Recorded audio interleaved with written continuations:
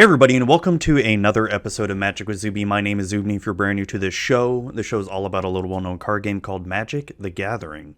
So on today's episode, we brought on none other than Dana Roach himself of EDHREC Podcast and Command Central, and we brought him on to talk about, well, Magic, IT, networking. There is a lot of IT talk, so I do apologize.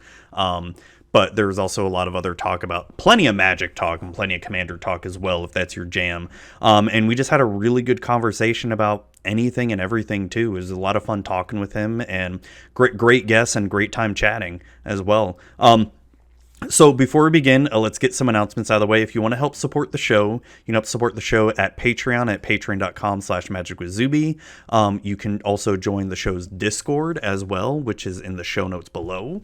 And you can reach out to me on Twitter at magicwithzuby, on Instagram at magic_with_Zuby. I'm on TikTok as well at mtgzuby. And you can email me at mtgzuby@gmail.com. And I think that's about it for where you can find me. Also sponsored by CardSphere, cardsphere.com, best place to buy, trade, sell your Magic singles, and really great site to trade around too. And let's get on with one quick little commercial, and we'll get on with the interview to Dana. And that is how you beat the latest standard meta with Abzan. Ugh, it feels like there's no Magic content out there for someone like me. Someone who doesn't want to be competitive. Someone who is... Who is a normie? Yeah, exactly! A normie! Well, have I got the show for you, the all-new Magic for Normies show. Hi, I'm Pixie. And I'm Zuby. Together, we host the all-new Magic for Normies. It is the Magic the Gathering show for all your normie needs. We don't care what deck got into the top 8 or what deck is winning. We care about having fun playing Magic. That's right, Pixie. You can watch us on Pixie's Twitch channel at twitch.tv/PixieKittenPlays and catch the VOD on our YouTube channel, Pixie Kitten Plays. If audio is your thing, you can find episodes on the Magic with Zuby RSS feed. Magic for Normies. Hey everybody, Zuby here, and I'm glad to actually be back recording here. I know it's been a while since I've had a recording, it's an interview actually, and for the first guest of 2021, we have the awesome Dana Roach of EDHREC Podcast with me. How's it going, man? Pretty good. How you doing? I'm awake. I'm good. I'm excited to be doing this because I have not recorded a podcast, like an interview podcast, since beginning of December. I think it's been. So it's like I've been itching to do this. Well, cool. Looking forward to it. Yeah, man. So, you are part of the EDHREC podcast.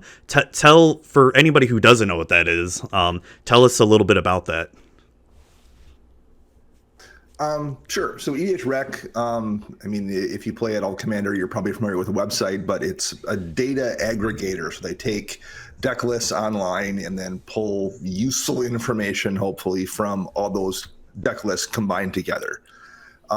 At some point, I was writing for the website, and at some point we decided it would be interesting to do a podcast talking about different pieces of data that we've pulled. So let's take a look at the top, most played blue cards or whatever. Usually we dig deeper than that, but so we started doing a podcast discussing data, and a lot of times we dig into stuff that you can't really get on the website, but that's there. So we can have one of the developers in EDHREC behind the scenes say, okay, what is the change in the most popular commanders percent-wise over the course of the last 2 years? That's awesome. You can't really, the data is being held behind the scenes somewhere, and you as a user can't see it, but we can get access to it. So we do those kind of things a lot. That's awesome.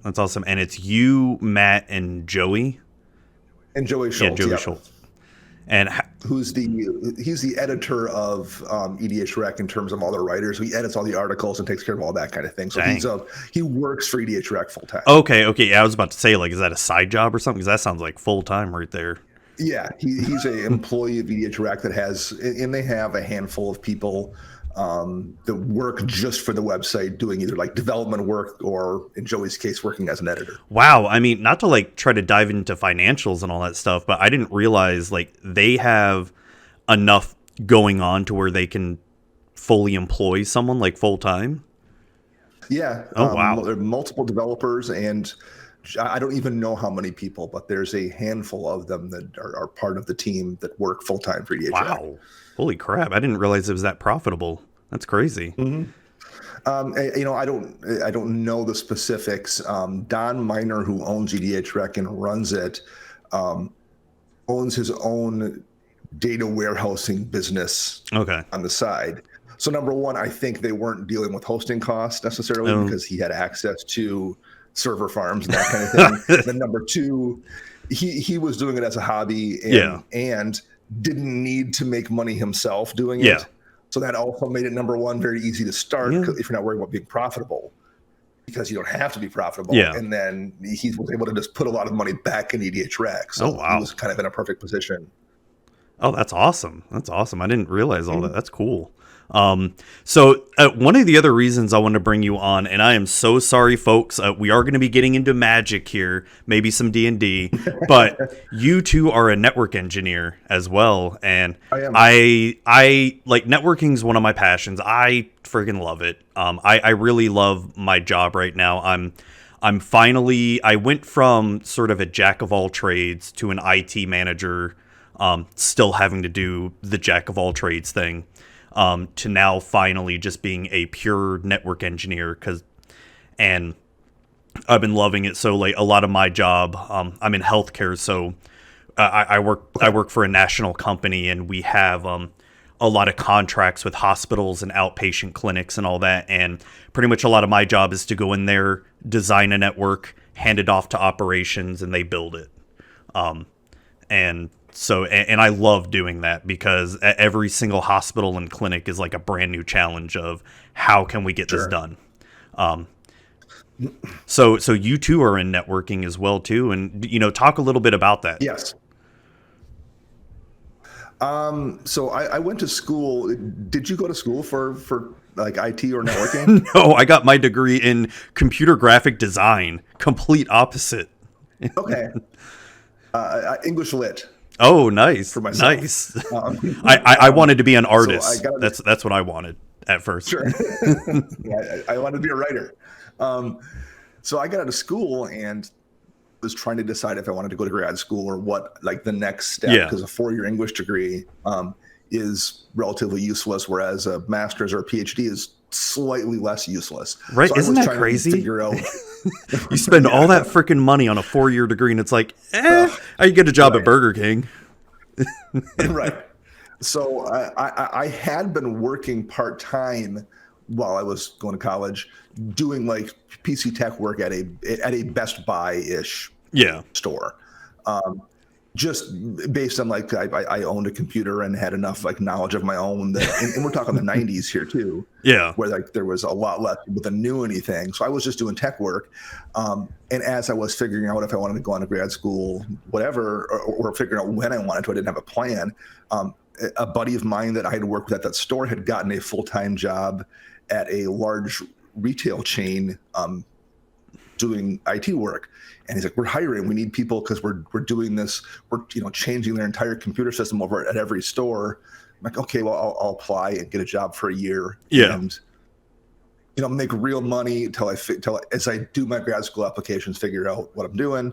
I got in there and started doing that job, and at some point, which involved some networking work, at least in terms of like running Cat5 cable in hundreds of stores like setting up. We did do like real basic level stuff. You got involved enough to do that. And at some point after doing that job for a while, and then I'm like, I'm making okay money and realizing that, man, I don't know if it's worth going back to get a master's or go for a PhD, and not sure I wanted to teach or try to find a teaching job anyway. So I just kept doing it. And then at some point they realized they needed to put Wi-Fi in at these 300 stores. And they're like, well, we just bought 10,000 access points, so figure it out. And like gave me damn. And we're talking 802.11b stuff. Oh God, gross. But that was 2 years old. Yeah, but that was like the standard at the time. Yeah, right. Yeah. So I'm 22 years old. I'm like, well, okay, what do I do? I'm looking things up on Google. What's a site survey? Oh, it's okay. So we have 14 different store configurations. So I guess I go to all 14 stores and do site surveys and figure out where to put the access point. It was that rudimentary. It was handed to me at that level. Literally figure out how to do this. Yeah. So that's but then once you do that, and once you have your foot in the door, having that kind of project on your resume, which then took me years to do, and then trying to maintain that network, that kind of set me up at that point in time. Then I can look for a real networking job because I've gotten the experience from doing all of that kind of stuff. I figured out how to, set up security in 802.111b. I figured out how to, do all the things to implement that kind of a big rollout. So I was kind of in the right place at the right time. It's, this was like year 2000 or so. There's still not a lot of people necessarily in IT who are trained. Yeah. So I got to get training, self-teach myself, and kind of worked from there. So that was how I started. And in the company I work for now is much, I've kind of moved back to being more of a jack of all trades now. Oh, okay. In part because I've got a kid and, not to get too personal, but like at one point my dad got sick. I guess we're being personal. I can tell this tale. It's not that big of a deal. My dad, who had been a guy who jumped jobs, so we moved around when I was a kid. Every 2 or 3 years to a different town because my dad was taking different jobs. He was doing that corporate kind of climb, and then he got sick. I think 2 months before he was going to retire with cancer, then died shortly there. I mean, and then was not the same person. He had a brain tumor, and he he was, in a wheelchair or using a walker and unable to communicate very well, and then died. I'm sorry to hear that, man. Well, thanks. But at this point, this is like 7 or 8 years ago. Yeah. But he lived his whole life essentially working towards his retirement, and missing baseball games and missing, his kids' birthdays and moving us all from place to place to place. And I didn't want to do that. So I kind of pulled back a little bit and took a job with a smaller company where I had to do more stuff, but also I don't get 3 a.m. phone calls and I don't have constant projects that, keep me away from kind of living life a little bit. So no, that's good though. That's good. That's where I'm at right now. No, that's awesome. That's awesome. It's my journey is quite a bit different. I mean, I'm younger than you, and I didn't start. Let's see, my first official IT job would be AOL tech support in a call center. It was horrible having to deal with grandma and grandpa with dial-up modem, and of course I got super good at walking people through their computer, like Windows, 2000, Windows XP, and Vista, and all that. Because back that we weren't allowed to remote into people's computers and all that. So, so you had to walk people through. I still vividly remember how to walk people through how to enter modem strings, whatever the hell they were, to be able to get their dial-up modem to work again, And then from there, I mean, I did sort of the call center route, which, by the way, I would never, ever, ever work at a call center ever again. Like, I would rather take, a job at McDonald's than ever work at a call center again. I don't know if you ever had to do call center support before. It's terrible. The company I work for has a call center, but I don't have to deal with it very much because I'm doing most of the work I do is behind the scenes. Yeah.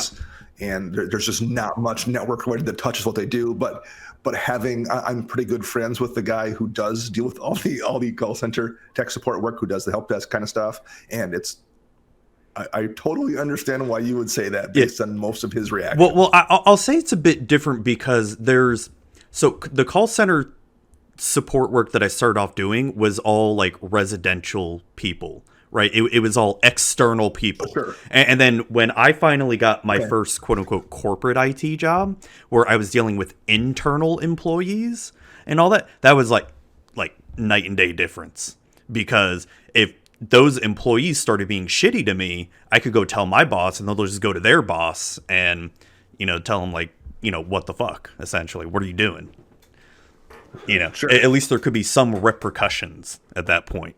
Not that it was the best, but see, I started off in the help desk, and then when I discovered networking, that's just been my passion from there. And when I first started getting into healthcare, I just tried to, just like you, I was really self-taught and just really motivated to just get in there, like try to learn as much as I can. And at a job that I had, when the current CIO and manager just left, and they hoarded all the knowledge of everything, not just the network.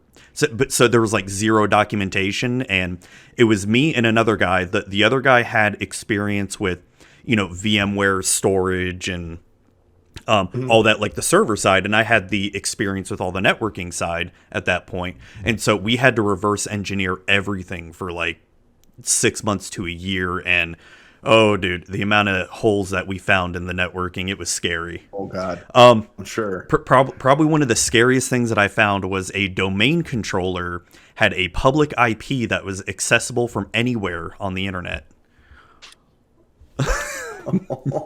Dude, when I found that, I shit my pants. Like, oh my God, I'm surprised this place hasn't been hacked. Like, it was just... It probably only wasn't because no one was really looking at something that was probably a relatively small company. Right? It was security through obscurity kind of. Right? Oh, man. But yeah, so I have to say, like, even before when I took over that, like, I had a pretty good amount of experience with networking, but that, like, having to reverse engineer and redesign the network like that really got my, jaws set into networking and loving it and having to rebuild everything. And now it's like I work from home full time now, and I've got really good, company where my boss will actively tell me if I work past 40 hours, it's like, you're taking time off. I don't need to burn you out. And it's like, I've never had like a boss that is like that, because probably like you, I'm so used to working long hours, right? I'm so used to working 60, 70 hour weeks and all that, and just not really thinking much of it, And now that I have a boss that's like, oh, you worked 41 hours, go home, get out of here, go play video games. I'm like, okay. It's strange. I'm in a position right now that the boss I'm working for was a guy I worked with at that college job when I was working part-time for the retail chain. So I've known him now at this point. We've been, friends off and on for 25 years. So it's a situation where we know each other well enough that I can do my job, and he doesn't, there's no concern on his part that he needs to check up on me or make sure I'm doing anything, or, his concern is make sure I look good and I don't, we're fine, because I 100% know you're doing what you're doing. So so it works very nicely. There's no, between the two of us, we don't create additional work or stress for one another. Oh no, that's good. That's good. Yeah, it's similar with me. And I promise we'll be talking about Magic. It's just, I could almost do like a whole networking podcast too. Because like I can honestly see myself like wanting to teach networking at one point in my life, like maybe when I get older, and I mean, and it's a lot, like, don't get me wrong, it's like there's still a shit ton about networking that I don't know, like sure. And it's changing daily. Oh my God, yeah, it's but the one thing that we're actually doing right now at my job is we're switching to Palo Alto firewalls right now, and I'm starting to learn. Have you ever messed with Palo Alto? Not at all. Not at all. Have you ever messed with FortiGate or Cisco ASAs? We're using ASAs right now. Okay. I have never used ASAs until I started doing this job here, when I became like just pure networking.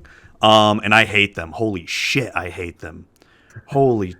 They would have been really great technology about 2004. Yes, exactly. They're utter. It feels like you're using something that's should not be this clunky today, but probably was super cool 15 years ago. Right. Because like a lot of my experience with firewalls has been Juniper, which are god awful, and then mainly FortiGate, which I really like FortiGate.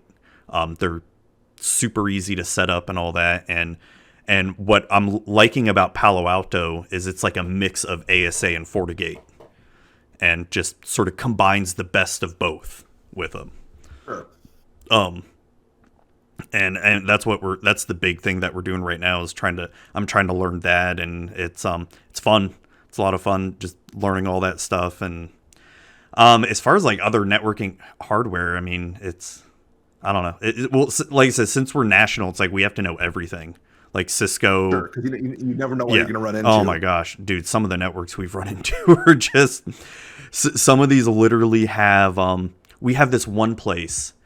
They've been up and running their network for, I don't know, like probably well over a decade, and they still have 10 meg internet lines. Like how are you even? And this is a hospital system. Like, how are you even functioning? Jeez. Dude, it's insane. It's one of my favorite stories of when we took over an outpatient clinic was their network and server room was literally in the bathroom, like that patients would go into to use. So it's like, wow. What was to stop the patients from just unplugging everything? There was nothing stopping them. That's crazy. Yeah. The company I worked for, where I did had to do the Wi-Fi for them, at one point they built a new distribution center. It would have been in Illinois. And so one of my jobs was I had to go down there and set up all the networking for the whole, facility. And it's like, we're talking 10 buildings out on, purchased farmland in the middle of nowhere, kind of. And I don't know even who designed it or where it, what the thought process was, but the main network room there that ran this, multi-million-dollar massive distribution center for a company that has 400 and some retail locations was also the mop room, like where the cleanup crew stored there was like a big sink in there, and like the shelf of all the bleach and cleaner and all that kind of stuff. That was one wall, and the other wall with all the network equipment. There was it even had like the sloped floor with a drain in the center. Oh my God, that's a little scary. So all it takes is like one water pipe to burst open or something. Right. And that wasn't like something where they had put network equipment in there because this was a facility that had been running since like 1962. That was built in 2002. Yeah. Someone had decided that. Oh my God. In a brand new facility. That just reminds me of there was an outpatient clinic that was being built brand new a couple years ago, and we ran into a similar issue where they wanted to put the network equipment literally right next to, just like you said, the water where you can fill up a mop and bucket and all that. Put it on the same wall, and where you see the water pipe running above where they would put, the punch down panel and all that stuff and all that. And and I had to like fight with the contractors. It cannot be there. It's just like oh man, I don't know what goes through some of these people's heads. Like, what makes you think that's a good idea? I'll tell this story. This is maybe a little bit long, but this was an interesting moment for me, not just in IT, but basically in the life in general. Yeah. This is like 4 or 5 years ago now. The company I'm at right now, we had a water main right outside our building broke underneath the sidewalk. Oh God! On a Sunday. So water started coming in the basement of where we're at. Mm-hmm. And all our stuff is on the first floor. So our data center is in the first floor of this building. So, we heard this was happening. So myself and my boss came in, and we go down to the basement. Well, there's actually some businesses down there. There's a gym down there and stuff. Yeah. And at this point, there's water like it's filled this basement of this building 6 or 8 inches, and it's still coming in because it's a water main. And they're trying to get a hold of the two people in town that can turn off a water main, because it just doesn't happen very frequently. Yeah. And so we're not worried. It's not going to fill out. There's not going to be 15 feet of water that, gets up enough to touch our stuff. And we have a generator upstairs that if power goes out to the building, generator kicks on, that's all fine. Except for a lot of the power stuff to the building was downstairs. Oh, no. And we're like, well, when the water hits it, okay, things will short out and power will go out and the generator kick on and we'll be fine. But is that going to cause like some kind of a short? It's going to blast across wire. Like, Ooh. you don't, it's water. Yeah. You don't know, right? You're thinking of things from movies when like water, like, yeah. We don't think it's going to cause a problem, but what if it does? So we're in his office and we have a whiteboard out, like, okay, let's say the worst happens and this creates some kind of a short as the water's kind of still rising downstairs. And we're like, oh, God. Once it gets to the 2 feet mark, that's where it's going to hit stuff. Oh, man. So we're like, okay, let's say it blows everything out. We have a redundant location in Ohio. We have never done we never like tested a full actual site outage failover. And meanwhile, we're looking out. This is a call center, so there's people working and they know what's going on. And we're like, well, I guess if we need to, what we'll do is we'll rent a U-Haul and we can put some servers on this U-Haul and drive it to Ohio. And we can, so we're thinking that, like, I guess this is the plan. And I see all these employees that are looking at us. And I remember my dad ran a couple sawmills, is what his career was. And I worked, in high school, I worked at a sawmill slinging lumber. And I remember there would be situations where like something would go wrong. There'd be a fire in some building at the sawmill or something would stop. And I'd see him and some guys walking out there. And I always assumed as an adult, I was my father's age, you knew you had a plan. I didn't like literally think you got a book with the answers in it, but like I assumed that like when you were allowed some kind of position of responsibility, you knew what to do in all situations. Right. I don't know why I thought that, but like I just assumed, they know what they're doing. Him and these guys walking around and like pointing as whatever's going wrong, like they've got a plan that's under control. And I realized all those people out there are looking in here at us and thinking the same thing, that we know what we're doing as we're like on a whiteboard going, I guess we rent a U-Haul and put a bunch of servers on a U-Haul and drive to Ohio. I guess that's what's going to happen. Oh, man. So, and then the next step was, is this how the world works? I think it is. Oh my God. Everyone's just making it up as they go. Pretty much. No one has a plan necessarily. I mean, it doesn't mean you don't know what you're doing, but like, most of life, you're never going to hit a point where you know it. You're still kind of figuring things out. And that was a real moment for me as I realized that's just how the world functions. You're never going to know it all. You're always going to be winging it to a degree. Oh my God. That is like a mantra I live by. I have no idea what I'm doing at all, ever.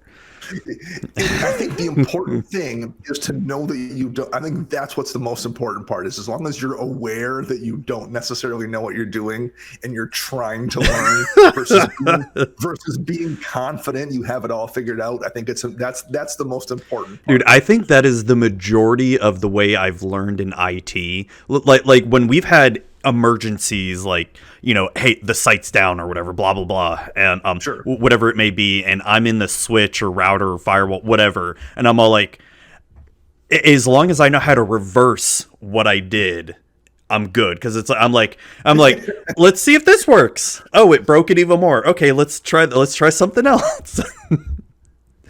And then that's probably the majority of my networking. Like, I don't know if this is gonna work. Let's try it. Do that. I will say that the stress of those situations affects me differently today than it did once upon a time. I don't know if it's necessarily my age so much as it is I have a kid and a wife and a mortgage now, versus at one point in time, I distinctly recall being at work and like dealing with that outage at 4 a.m. and like, okay, I need to get this up in the next 3 hours before people start showing up, or things are really going to be bad. And when I was like 26, it was easy to be like, or I just go find a new job. If I can't figure this out in the morning, dude, I just go I just go home and find a new job, and that's what it is. That's not the kid. It no longer works that way when you're my age and have a wife and a yeah, mortgage and it a child, doesn't. and you're thinking, Dude, that just reminded me of when I used to be on call. My scariest moment being on call, like my biggest oh shit. I get a call at like 1 or 2 in the morning. I was dead asleep. Wake up and it's a doctor calling me saying, "Hey, my computer's not working and I need to read this study. I've got a gunshot wound victim on the operating table right now, and I need to be able to tell the surgeon where to operate. Can you help me?" And I'm all like, "Oh fuck." Like that right there completely woke me up, and I like almost shit my pants because I'm like, fuck, if I don't help the doctor right now, someone could die. And I'm all like, I can't even remember what I did to get him up and running. Like, I don't remember. It was just whatever I did at the time. And dude, that was like the only time I had someone's life literally in my hands to like, I had to help this doctor. wow, Dude, no matter what. And, that's pretty high pressure. yeah, I never want to go through that. Like, cause I've had stuff where, like the whole company's gone down and all that stuff, and it's stressful as fuck, trust me. Sure. But, when you have someone's life on your hand, it's like, what? What the fuck do I do? Yeah. Even the little things. Like 2 weeks ago, I had to upgrade the iOS on a core switch here at my company. Like, okay, well, which takes everything down. Then the core is going down, so the whole thing's going down. And it wasn't a situation where I could keep one of the two up. It was an old enough version of the iOS that I had to reboot both of them essentially at the same time. And I'm reading up on Cisco. I'm like, okay, what's the reboot time on this? Because I had never booted this core before. It's like 3 or 4 years old, and it's just been up the whole time. Yeah. So I went to put the iOS on it. I'm like, reboot time's going to take between 5 to 10 minutes. I'm like, okay. So I did the reboot, started watching my clock, and that's I the was worst. just doing something on my phone. So I have nothing else to do. I'm like playing on my phone, and my boss DMs me. He's like, "Let me know when it's back up." And I'm like, "Yeah, it'll be about 10 minutes." And 10 minutes hits, and it's not back up. Oh God. And I'm like, okay, I'll give it one more minute, and like, nope, nothing. I'm like, and then just you hit that wave of acid in your stomach, and you just get that cold sweat. All of a sudden, you're like, oh no, because that's not. I can't just run and buy a replacement core. Right. You can't just like. So I out of my desk and walked in the data center, and it got to the switch. And as I get there, I can see the individual port lights coming back on for him. God. Okay, it just took like 13 or 14 minutes instead of the 5 to 10, and then everything was fine. But like, I was already mentally like visualizing how my night was going to go from this point on as I tried to figure out what went wrong. Holy shit. I think like every network engineer has gone through that same thing. Cause we went through that, I think it was about 2 years ago. We had to reboot our core switches, and same exact thing. They took like 15, 20 minutes to fully come back online, and they were brocade switches, and they were same thing. Like me and my junior, we were talking like. I was already formulating a plan like, all right, if it doesn't come back up, we're going to grab these other switches, or we're going to have to reroute everything, like just already planning out what we're going to have to do. And then as soon as we're starting to come up with a plan and what we're going to tell like my boss and all that, it's like it starts coming back up. We're like, oh, fuck. Oh, dude, that's the scariest thing. What's even scarier is when, what sucks now is like when, now, because I used to be pretty much just supporting locally, but now that I have to support nationally now, so if it's like I have to do like, I have to upgrade some firmware at a switch, I'm in Florida, so let's say I got to upgrade it over in Oregon or something, right? It's like, if it doesn't come back up, fuck. You're just like, oh shit. Yeah. The company I work for now, we have an office here in town and then one in Ohio. So even though I work from home, I can get to the one in town here in 5 minutes, or I can walk in 15. I'm actually walkable to the office, so that's not bad. But Ohio, I'm like, well, that's an 11-hour drive from where I'm at. So I'm like, oh, think of the mileage you get to expense for that. Yeah, and I do have to go down there like once or twice a year. Yeah. I actually have if it wasn't, I would probably be down there this spring for something if it wasn't COVID, because I have to do we're doing an upgrade in terms of our network provider. So like I have to do a change for the internet connection coming in. Yeah. And not that complicated, but I prefer to be there anyway, just better safe than sorry. Yeah. No, but I don't want to. I definitely don't want to travel right now, so I'm gonna have to rely on our help desk guy there at site to move one cable to the other port as I make changes. Oh, dude, and that's always a pain, because it's not that people aren't capable of doing that, but like when something's wrong and you're just like, shit, I wish I could be there just to take over, because like I know what to do, but having to walk someone else through what to do, and worse comes to worse, then you gotta walk them through how to plug into the console port and download putty or something, and then get you access to it. You're like, fuck, man. Okay, yeah. And then it's also one of those things where you're relying on like AT&T in this case I have to have AT&T move an IP block over from one circuit to the next. Oh yeah. So there's a lot that can go wrong there too, and and if it doesn't come up, I'm like, okay, is it something I did, or is it something that they did and they haven't noticed? And their first response is always, no, our end's perfectly fine. Of course. So I would prefer to be there for it, but I'm gonna hope I can take care of it all remotely. Yeah, the biggest thing that I run into, because the past year, since I can't travel, because a lot of these installs and designs that I've done, normally I would have to go on site, like I travel there. But since I have to rely on the people on the boots on the ground who may not even know anything about networking or anything like that, it's been tough. And what I have found probably the most frustrating thing is when the ISP gives you the IP addresses to assign to whatever device, and it's like, oh no, those weren't the right ones. And you're just like, ugh. And then, so like whatever cutover you had planned, you have to completely scrap for another day at that point and get the right IPs, reconfigure, and you're just like, motherfuckers, Jesus, get your shit together. Why'd you give me the wrong IPs? I've had that happen so many times this past year. It's so annoying. Yeah, that's maddening. Yeah. It's like you have like one job to do. Just give me the right IP address. That's it. I can take it from there. Yeah, the variables you can't control are the worst. Yeah. Dude, it's like shit. We could like go on and on about networking, but I guess let's talk a little bit. Let's talk a little bit about Magic. It's talk about that small little format EDH, and all that. So, what have been some? Actually, let me bring up some Kaldheim and all that. Hold on, let me see, because holy crap, because I've only really looked at the cards that came out. Was it Thursday? When they did the whole preview and all that. And like since then, there's been like 5 million more cards that have come out that I haven't even looked at or anything like that.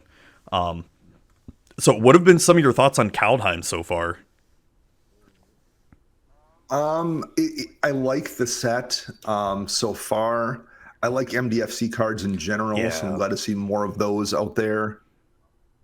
I like sets that feel, is it top down or top up, whatever it is, where they have a theme, whichever it is in this case. I like where worlds have a theme going on, whether it's Norse mythology and Viking stuff here, or Gothic horror and Innistrad. I'm a fan of that kind of set, so I like that a lot with Kaldheim as well. We've seen interesting cards. I've already picked out 4 or 5 that I want for decks, and we're 10% into the spoiler season, so I'm into it so far. The art looks great too. It feels like a good set.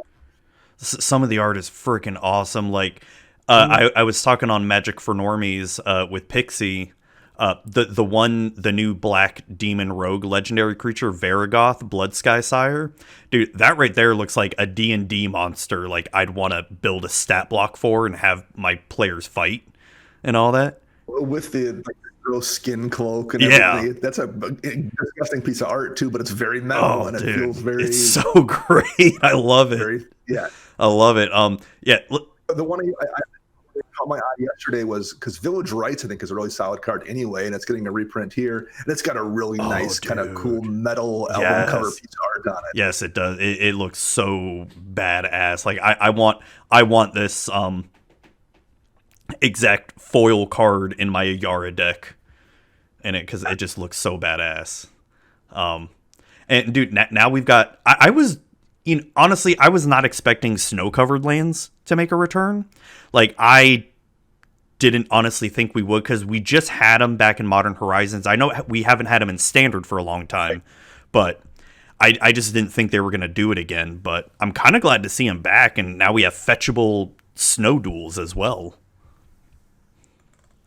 Yeah, that's it, which are, for being lands in an uncommon slot, those are very playable in Commander. Not that like the gain 1 life lands aren't playable, but they tend to be playable for the most part in a budget situation. Yeah. These fetchable snow ones, because they're fetchable, like those are pretty playable even if you aren't necessarily on a budget, just because you can go fetch them. Oh yeah. Like I'd recommend these lands over any of the gain life or the guild gates or anything like that. Sure. Because just for that reason, say, well, let's see, it'd only be the fetch lands that'd be able to get them, right? Because Evolving Wilds and Fabled Passage. Yeah, the fetch lands, or even like Nature's Lore or 3 Visits could go get them. Yeah. Sky Shroud. That's right. That's right. Green cards as well. And that's one thing I was looking at. I have a Mina and Den. It's kind of a landfall lands matter deck, and I have a Valkut in there, so I want to keep my mountain threshold at a certain point to have enough mountains when Valkut comes into play. Well, hey, I think it's probably worth pulling out a basic forest to put in that snow duel. Oh yeah, to play tapped, sure, but it's also it gives me one more mountain trigger. It's fetchable with, that's a good point, with the fetch lands, or with Script of Elder or something. So like. Yeah, it's a playable card even if you aren't too concerned with budget. So yeah, that's at uncommon. That's fantastic. Oh no, these are common though, not uncommon. So they're even better. Yeah. So it's like we'll see these in a freaking Pauper too. I don't follow Pauper at all, but so the other thing that I really like with these is, like you were saying before, they're budget.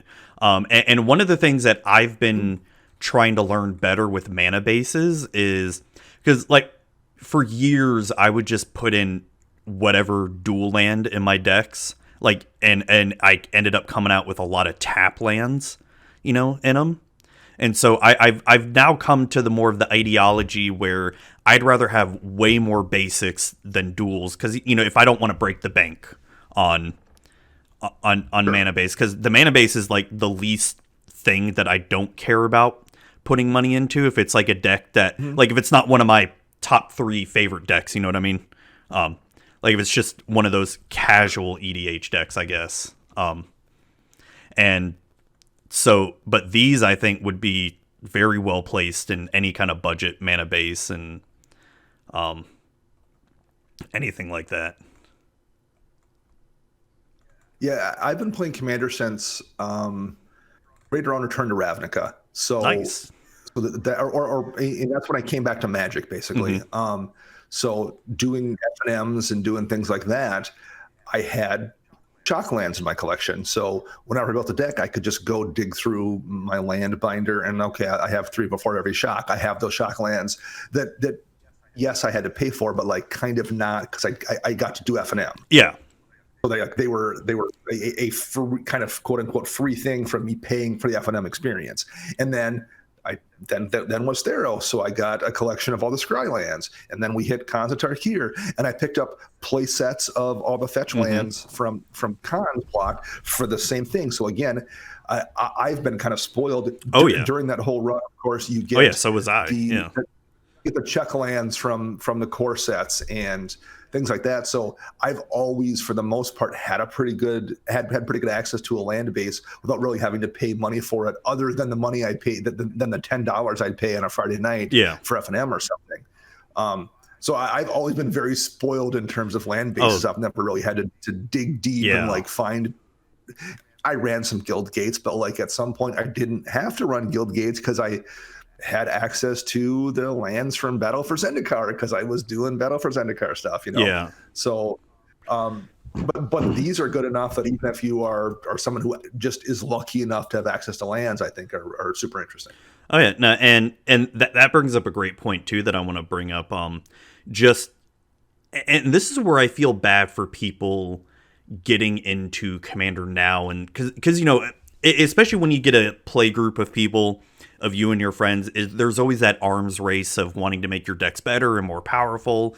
And dude, it's people like you and me that have been entrenched in the game for so long. Like I came back, I started in Urza Saga, quit when Nemesis came out, then I came back during Kamigawa Ravnica, quit again, and I came back during M13.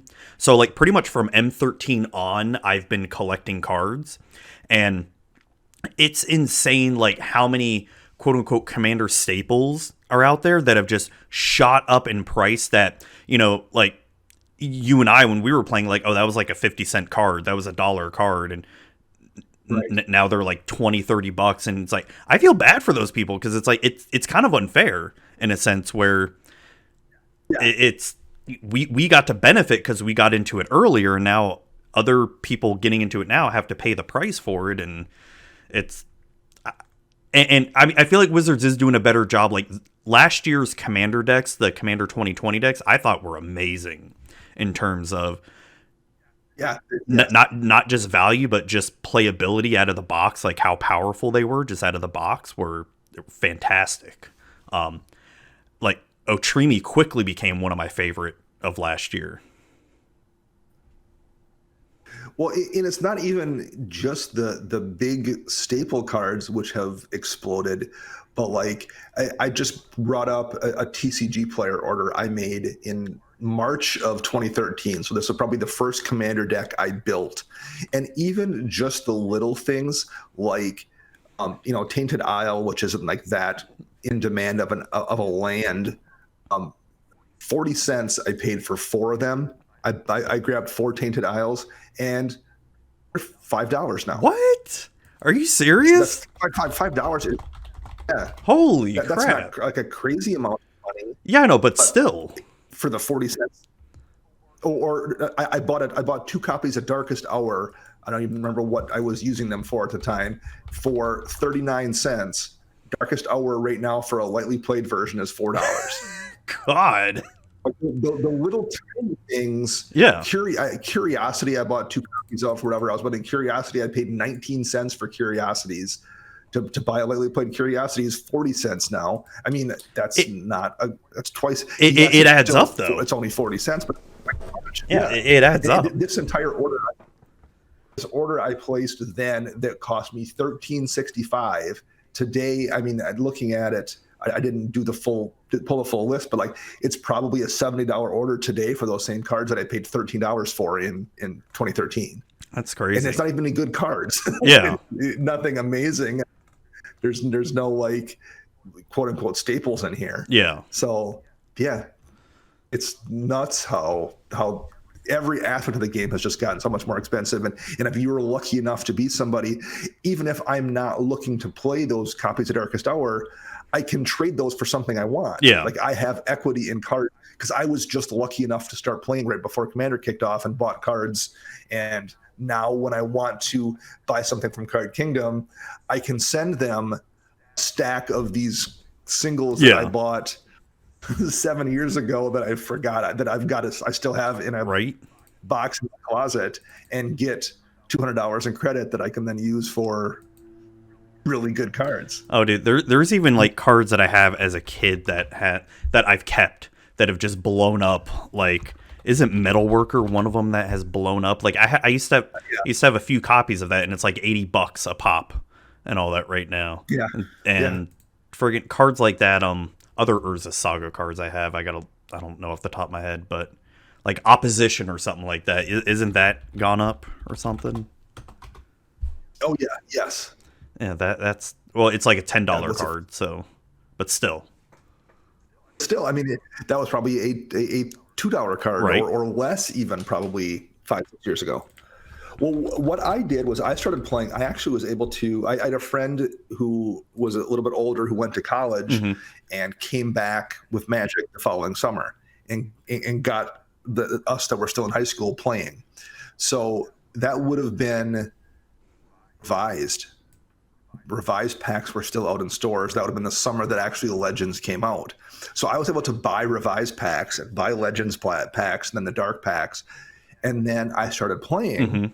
You know, I wasn't like, there wasn't an organized tournament like structure scene like we have for World Championship level players, but like you could, like there was a Gen Con event that summer where you could go and sign up and play Magic, and I did. So I picked up like I had power cards. I had a set of 5 Moxes for a deck. So I had which were expensive. They were like, I paid like $15 a piece for them. So that was a lot of money for cards. That was back then.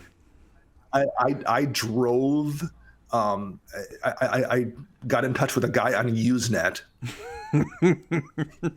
and drove like an hour to a town to buy a Library of Alexandria from him for $20. Damn. And then had to stop on my drive back at like a roadside because I thought I was going to be sick because I couldn't believe I just spent $20 on a card from a children's card game. So I had all these. I had a pretty nice collection of cards.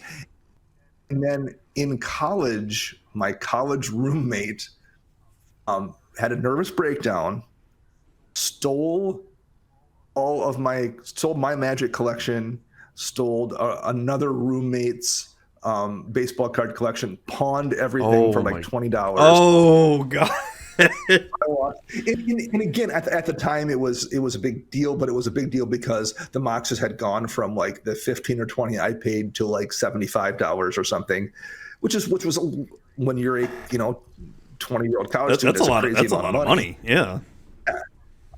And again, it could be worse, I guess. The other roommate, he had opened a bunch of credit cards up in the roommate's name with like the junk credit card and maxed them out. And so there's a whole crazy thing. Wow. So then I quit. I'm like, well, I'm not going to rebuild this collection at this point. I'm just done with Magic. So I was just done with Magic because I just lost everything. Yeah. So I had a coworker who played 7 or 8 years ago, and and I knew what the game was, so he knew I knew what it was, and he just kept bugging me. And I installed, I think it was Duel of the Planeswalkers on like my tablet. Yeah. Those were fun games. Those were fun games. I enjoyed them. But between him kind of pestering me and playing that, I think it was even over Christmas break, I came back and I'm like, okay, let's play a little bit. And Gate Crash, I think, was just coming out. It would have been after Christmas. So Return to Ravnica packs were still out in stores. And so I guess I came back between Return to Ravnica and Gate Crash and started just playing like 60 card, piles, kind of homebrew stuff. And pretty quickly, and then he mentioned Commander. So back in the day, we had played, my friends had played, we had also had decks that were called Highlander decks that were just no singleton decks. There's no commander or anything for them, but like we had these big piles of singleton cards. And so I kind of was familiar enough with the concept that once I read about Commander, I'm like, that's interesting. And then was hooked. That's awesome. So that's how I came back to it. And then a couple of years ago, this would have been a year or two ago, one of my buddies that I had played with back in the day was in town for something, and he had a trip scheduled for work here. So we were going to meet up for dinner, and it happened to be on a night I usually went and played Commander at my LGS. So I said, yeah, I usually play Magic that night, but like, we'll just, we can just hang out. So he's like, well, why don't I come play Magic? I haven't played in forever, but it'll be kind of cool. Like, well, we play Commander. You can borrow one of my decks. It's similar to what we used to play. Well, then he got online and read like what Commander was, and he still had his old deck from back then. Oh, shit. Highlander deck, which had an Arcades Sabbath, I think, because he had quit about roughly around Legends. So he only had Arabian Nights, Antiquities, and Legends cards. Oh, damn. So he just pulled it down to 100 cards and took Arcades Sabbath as his commander and showed up and deals out unsleeved cards that he hadn't touched since 1994. Oh, God. And his opening is unsleeved Tropical Island into Candelabra of Tanos. This is what his first. And the store owner like is like, one on. He's like, what? He's like, you can't, no play mat. And he's like, he's like, walks over and like just gives him a play mat, gives him sleeves. Everyone stop and come help him sleeve this deck up. Oh so, God, like, that's hilarious. He stopped his sleeves and made him sleeve his deck up. I mean, that's how we used to play back in the day when I was kids. Like, it's when I started playing in Urza's, we had no game store. The only place that was selling Magic cards was a sports card shop when sports cards were huge, right? Well, it was more of a sports memorabilia shop, but like the cards were the big thing there. And they just had like one small little display of Urza's, and my mom would take me and, I'd use my allowance money to get some packs and all that. And then my friends and I would go to each other's houses and just build, we'd build, the dumbest decks, whatever we had, what we pulled out, because there was no buying singles. There was no game store to trade at or anything like that. And the thing was, we even struggled to have basic lands because the only basic lands we could get were out of booster packs. So, because he didn't start selling the intro decks that actually came with a lot of the basic lands until about, what was it? That Mercadian Mask was coming out. That's when he started selling the intro decks. But before that, we would literally trade for basic lands. That's yeah, I remember doing that. Oh my God. It was like, I think you think about it now and you're like, holy shit, I've got way too many basic lands now. And it's like, they were a commodity back then. Yeah, they were tough to find. Yeah. So yeah, playing unsleeved was just a normal way of doing it, and putting rubber bands around my cards to make sure they stay, so they don't slide around everywhere. God. Like I distinctly remember even situations where like we'd each buy a booster pack or something, and my friend would tear his open and be like, "You got a Force of Will in his rear slot," and I'd tear mine open. I'm like, "Oh, it's a volcanic island." I'm like, "Oh, that sucks. God, I wanted that Force of Will to be so." Oh God, oh man. So when you first started getting back into Magic, Return to Ravnica, Gate Crash, did you look up the prices of those moxes that you had and all that? I did, and I was just like, oh no, I can't believe. Oh God. The guy that did it, he still lives in town, and this town the town I live in is like 70,000 people, so it's not a big town, huge, but it's not tiny either. And I still see him, like, I'll still run into him. We don't talk, but like I'll see him across the grocery store once in a while or something when I'm picking up groceries. So it's small enough that I do encounter him, and I know he sold that collection for like $40 to a pawn shop. Oh my God, fuck, man! Because if you kept that could have been like down payment for your kids' college and all that shit. college tuition. Oh my God, fuck! That sucks. That's Oh man, I have one of my D&D players. He's he started collecting Magic when it first came out, like back in Alpha. Like he was there at the first Gen Con or whatever. Like got a box and had just started collecting until about I want to say like Chronicles or something like that. I can't remember what set. It was one of the early sets. And he ended up selling like his collection because he needed to pay for his grandkid, help his grandkids out and all that. And dude, he brought in his binder one day when we were playing D&D, and holy shit, you talk about like the holy grail of like every expensive card, like in perfect condition, because he never played the cards. He would immediately open them up and put them in binders. So they'd been sitting in binders for years. Like he never got an alpha Black Lotus, but he had a beta one, and it was like in pristine condition, like just insane. That's crazy. And all the moxes and all that stuff that you dual lands and whatever, just he made a very pretty penny off that. And it was like that was my first time ever seeing the Power 9 and all that stuff like up close, not behind a glass case. Sure. Yeah, man, it's freaking it's crazy that a stupid card game like this you can make so much money off of, and just it's nuts. Yeah, I mean, just I got 2 years ago, 2020 seemed like felt like 5 years. But just like 2 years ago, I sold my whole Modern and Legacy collection because it's Modern and Legacy completely died in my area, and so I'm like, I'm just playing Commander now anyway. Might as well sell it all off. Made a pretty penny off that, and it's pretty much now I just play Commander. Like with the pandemic, actually, I have played more Commander than ever before, because it used to be before the pandemic, like me and my friends, we'd gather maybe once a month to play, like 5-6 hours of Commander, and that's it, just once a month type gathering we do. And now with streaming, it's like, fuck, I'm playing it, a couple times a week and all that stuff. It's been that has been one shining light of the pandemic, spell table and all that, like just streaming it. Yeah, I'll be curious how that changes people's habits once this is over and you can actually go back and play. I do miss playing on my LGS, but not everyone has that option. Oh, dude, it's a perfect like, I'm not gonna stop streaming on Spell Table even after this is all said and done, because it's, I've got my Discord community and we play, every week, and got some great players, met some great people too playing through it, and I can't see myself stopping.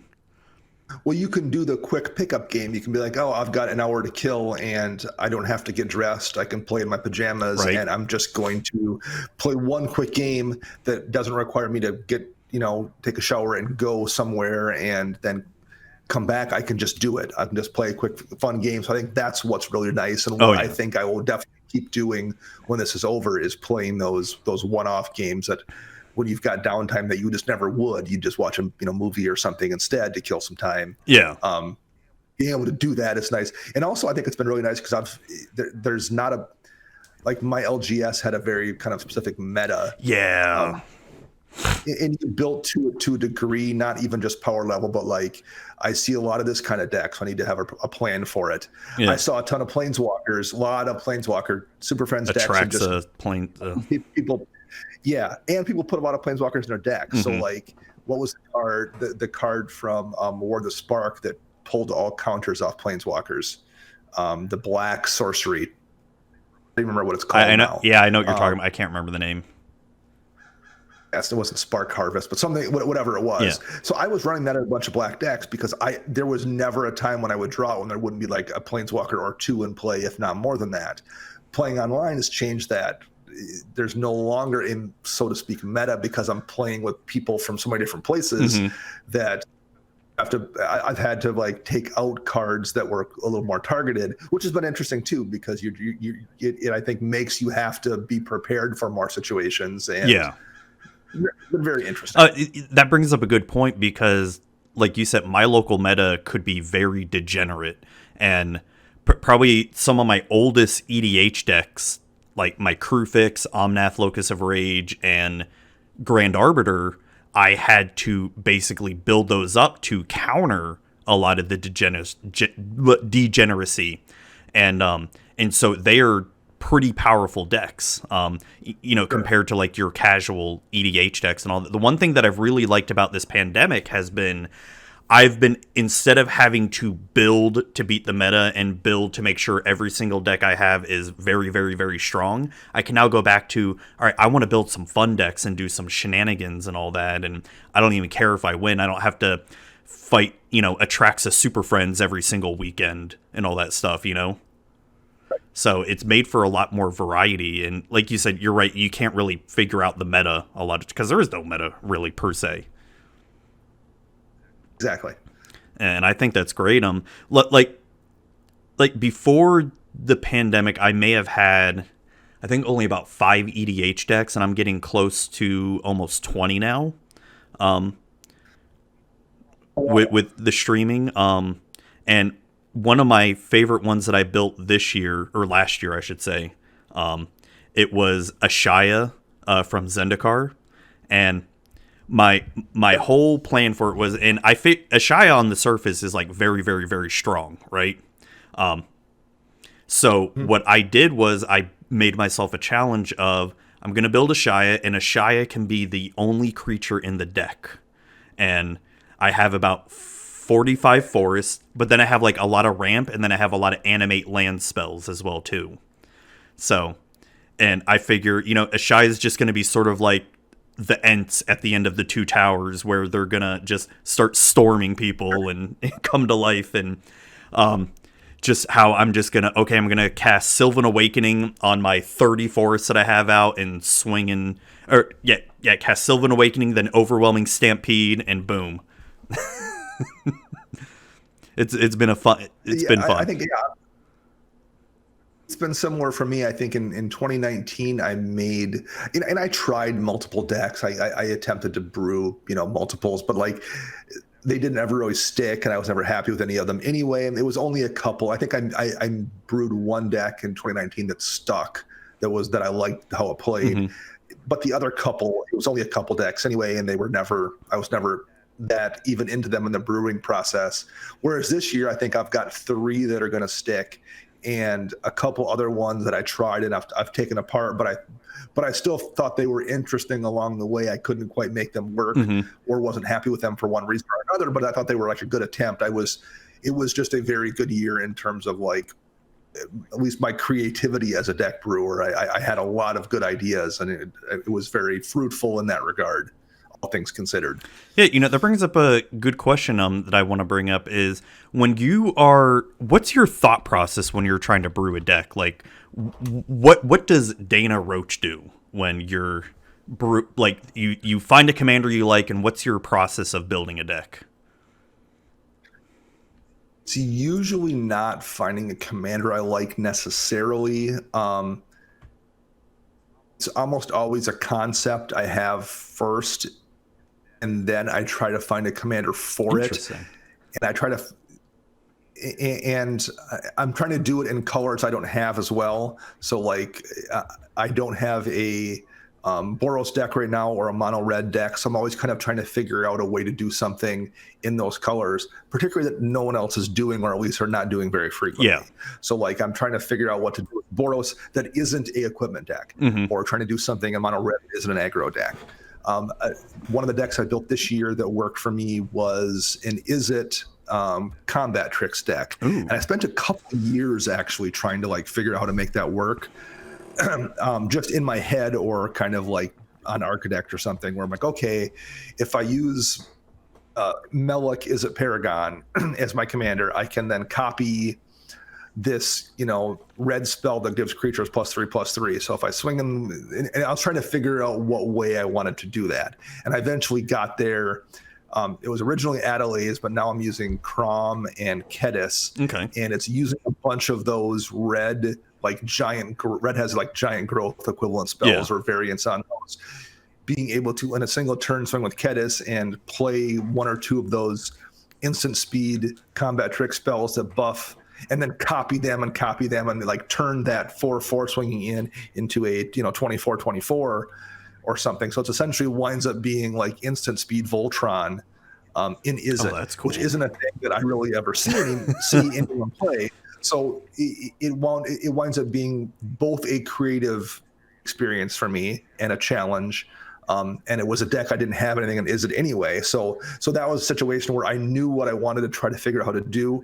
Then I had to find the commander to make it work, or find the right combination of cards, that kind of thing. So that's usually where I come from. Sometimes I'll see a commander and get an idea. What could I do with this that I think is not typical?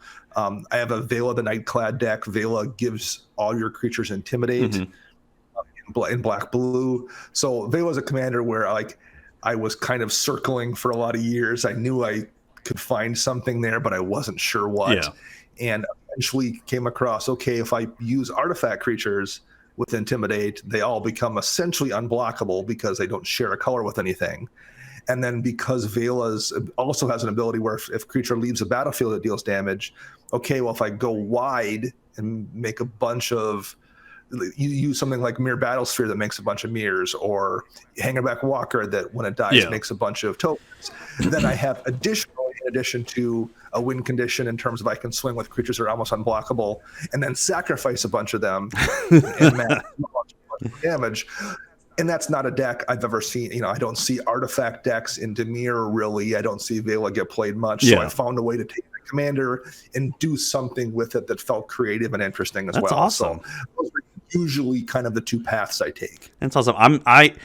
I'm usually the I have to find a commander that speaks to me, and then I'll start building from there. And not that every deck of mine surrounds the commander, but I just have to find something that, okay, this seems interesting, but is it going to 100% rely on the commander, to be able for it to do what I want it to do? Some of my decks, yes, if I don't have the commander out, it's pretty much, not going to do anything. Sometimes you can't help. Yeah, it's but it's I'm pretty picky on commanders where I want to be able to have fun with it. Like the deck that I'm trying to come up with a list right now is Rogak and Falthus, which I know is not the most ideal combo for a partner commander. It's usually Rogak and Arden are the two that a lot of people are doing because equipment Voltron and all that. And so what I'm trying to do right now is do Rogak, Falthus, Rakdos. With it is going to be Voltron in a sense, but I want to have a mutate sub theme where it's this. I want this deck to sort of tell a story. Yeah, my cat freaking just wanting my attention the whole time. My son just messaged me. He's having a problem with his mic. They're still playing. Oh, okay. We take like a 5-minute break real quick? Yeah, sure. We'll be right back. Right back. Okay, and we're back. For you, it was like a second, but for us, it was just a couple minutes. Gave me time to go to the bathroom too, at least, And the reason why my cat kept bothering me was they ran out of food, so I had to go feed them real quick. That's why she was all like, "Look at me, feed me." Freaking cats. I had my son. His mic wouldn't work. He's playing D&D online, and it was the USB cable came out of the back of the mic. And he did troubleshoot stuff, but he didn't think to check that. So yeah, it's when that kind of reminds me because being in IT, we're usually the family IT people, trying to troubleshoot everything. It got to a point where my wife's family would constantly call me for stuff and it was like super basic stuff too, right? That my wife saw the stress it was putting on me, that she started becoming the de facto IT person for her family because it was like, did you try rebooting it? It was essentially, that's what it was. But just getting all the stupid calls and texts like, oh my God, come on. Yeah, I've had plenty of those situations. My wife's family every year used to have like a pre or post Christmas get together kind of thing. And obviously didn't do it this year, but it was at her uncle's house. And almost every year I would get there and he'd be like, "Hey, can you go take a look at my run some updates on my computer, take care of it quick?" So I'm like, I'd get stuck spending an hour of the 2-hour party in his office updating his computer, and then people started bringing devices like, "Hey, my laptop's having a." It's like at one point my wife finally was like, "You guys can't do this. You can't spend the whole 3-hour party troubleshooting laptops and PCs and upgrading your phone." Yeah, and I used to do side work like that too, like doing for advertising out there, and I had a few clients and all that stuff, and it got to a point where I got a nice comfortable raise at work at one point where I didn't have to do the side work anymore, and I'm all like, I don't miss doing that shit at all, man. Just not only having to deal with work, but doing the side work, because you get people all the time just bugging you, like, because you fix their computer, then they break it again, and they think, oh, well, it broke because of what you did. I'm like, no. And they don't want to pay you and all that shit. You're like, nope. Right. Nope, motherfucker. This is what you broke this. God, I don't miss those days. Oh, yeah. I know, not at all. I don't miss it a bit. Man, I particularly, last time I got my mom a computer, I bought her a Mac, in part because there for the most part, if you're not someone who's tinkering with things, there tends to be less that can go wrong, less in terms of viruses. It's not my preferred environment. Usually I usually use Windows, but there's less things she can mess up for the most part on a Mac. So I got her specifically a Mac laptop last time I helped her pick a computer out just for that reason. Yeah, if I wasn't such a PC gamer, like huge Steam library and I play World of Warcraft and all that stuff, I'd definitely have like a badass Mac for my main desktop. I love the Mac environment because it's just I'm past the point now where I don't care about tinkering with stuff and all that. It's I'm a network engineer with the worst network in my house, anywhere. It's like I just got like a wireless router and that's about it. Like I don't give a fuck. Once upon a time that wasn't true. I did have a complicated setup, but absolutely I've moved to like I don't need to deal with it at home. I want it to be simple. And do you still build your own PC or do you buy one? No. I build my own PC. Like I just built a new PC last year, and it was funny doing that because I don't keep up with all the latest desktop hardware and all that. Like, I still, I know all the basics. Just like me, say. Yep. I built one about this time last year, and it was the same thing. I used to, once upon a time, when it came time to build a PC, I knew exactly what graphics card I wanted. I knew what processor I wanted. I knew and it was a foreign language this time to me. I hadn't paid attention in so long that I was like, okay, what's the current cool processor? And I'm like trying to okay, what's the current? Like I had no clue without having to do a ton of research this time. Yeah. Oh yeah. It took me a while before I even decided to make the purchase because I had to when I finally came up with my first list, I had to send it to a few people I know that are actively always doing desktop stuff, whenever, and I'm all like, is this good? And they're like, no, Intel's trash now, it's all AMD. And I'm all like, oh, okay. I don't freaking know this stuff. And then even little things like seeing the power supply is at the bottom of the case now. That makes sense. It always should have been there. Yeah. Or the power supply, I'm like, the power supply is modular now. So I don't have 15 unused cables coming off that power supply. I just have to have the one in. So it's like some things have taken those big leaps. However, your motherboard still has a bunch of tiny stupid connectors for like the front lights and stuff. Like, how has that not all been combined into one single port? And then God forbid, like, oh my God. So this past case, and I love a lot of the new cases too, where you can easily hide the cables behind it and all that stuff. Super cool. You don't have to no longer do zip ties and, try to route it in a whatever way to try to make it look nice. You just shove it all behind. I don't give a shit. Right, and that's super cool. It makes total sense, and I'm glad they put. So it's funny to see what things they've in the last since I haven't built one in 7 or 8 years. Some advances they've figured out how to make things so much better, and some are just like, well, I guess you still figure out how to plug your motherboard, what the correct light cable is coming off your case that's labeled L1 and where it goes in the mother. Like that is still archaic. Yeah, but some things have gotten way better. Yeah. That was probably the hardest part of the whole build was trying to go back and forth through the motherboard manual and like, oh God, reading the small ass text. You're like, what the fuck does this say? But the thing that I find funny now, because and it's funny because it takes me back to when I used to be all into that back in my 20s and all that, and it sort of I was on a friend's Discord in their voice chat. We were playing World of Warcraft or something, and all his friends are just going back and forth talking about whatever latest new memory is out and latest motherboards. And I'm all like, it's like, oh, this takes me back to when I was 20, like when I cared about that stuff and knew everything that was coming. I'm like, dude, I don't even fuck. The only thing I do follow per se would be graphics cards. That's about it. Because I mean, shit, especially with Bitcoin and all that shit, you sort of end up knowing it all.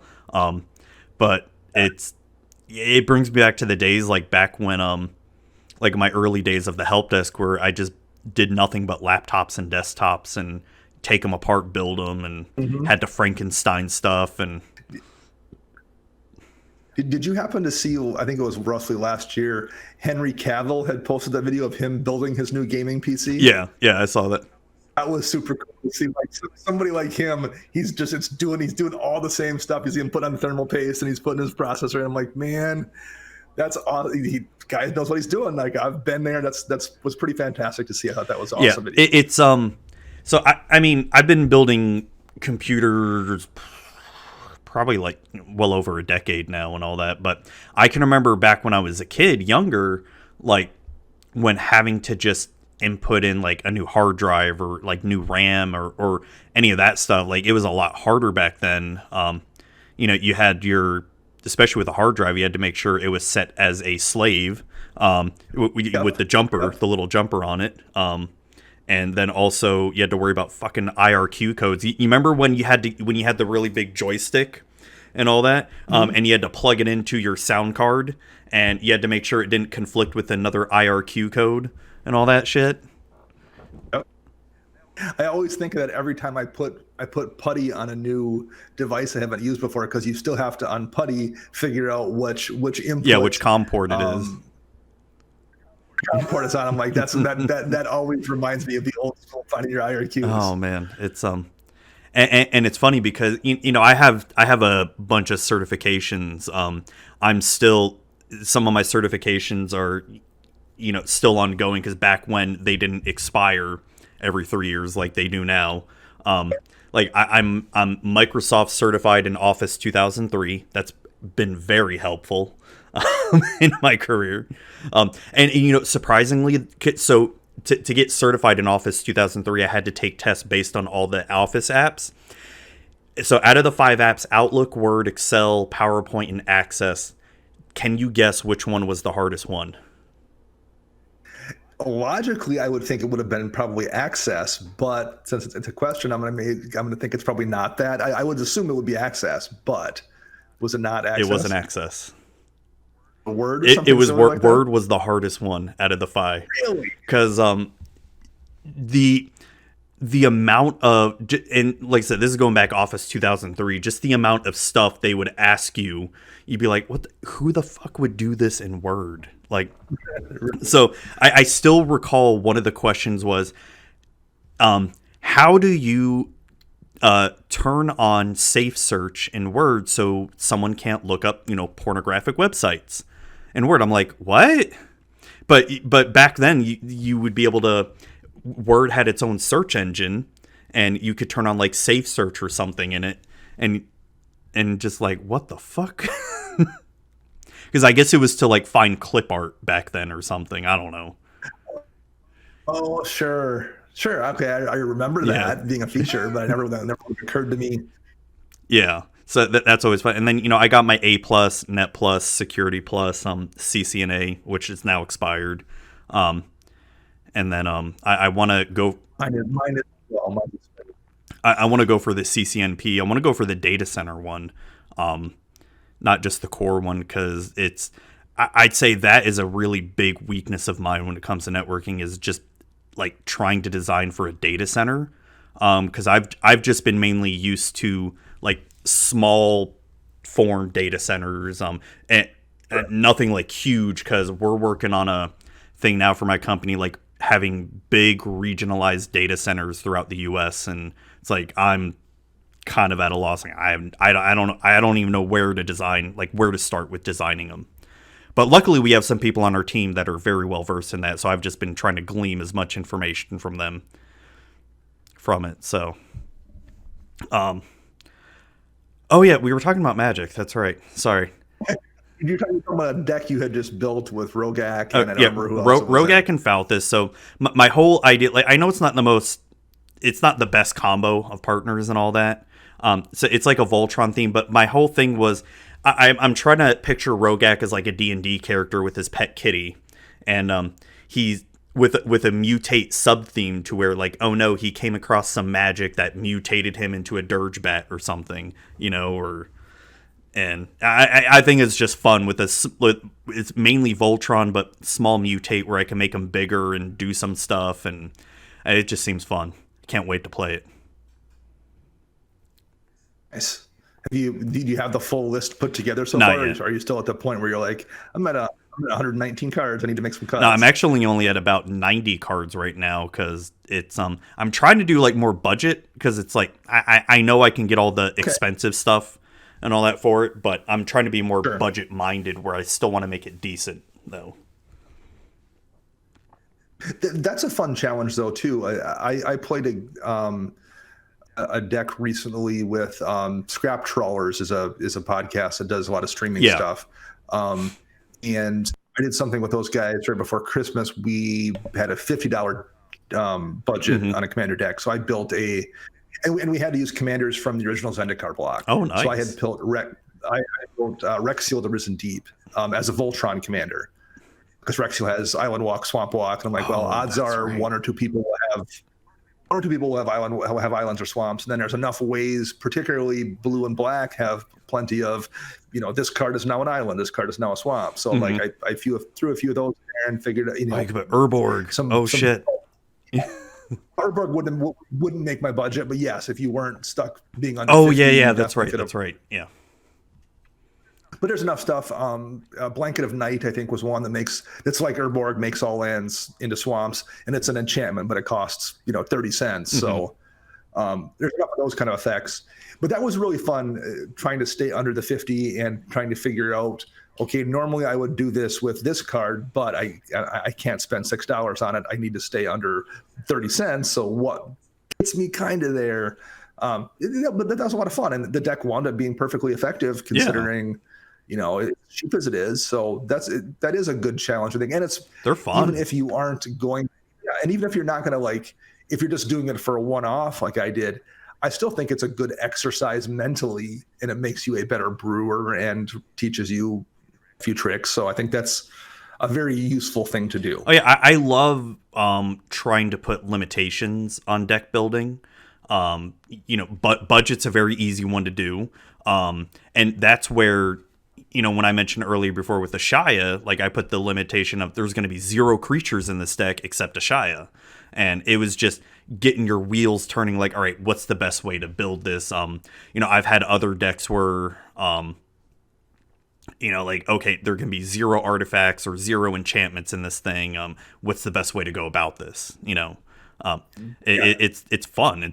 I think everyone should do that at least once. Even if you're not a good deck builder and the only thing you do is ever go on EDHREC and copy someone else's list, right? At least put that challenge on yourself to, all right, let's try it out. Even if it's not the best, it's fun though. And especially with the one thing I like with doing budgets is that really gets your mind turning to, you start digging deep into like other sets and cards where you're like cards you probably never ever think of or use. You're like, okay, that could work now.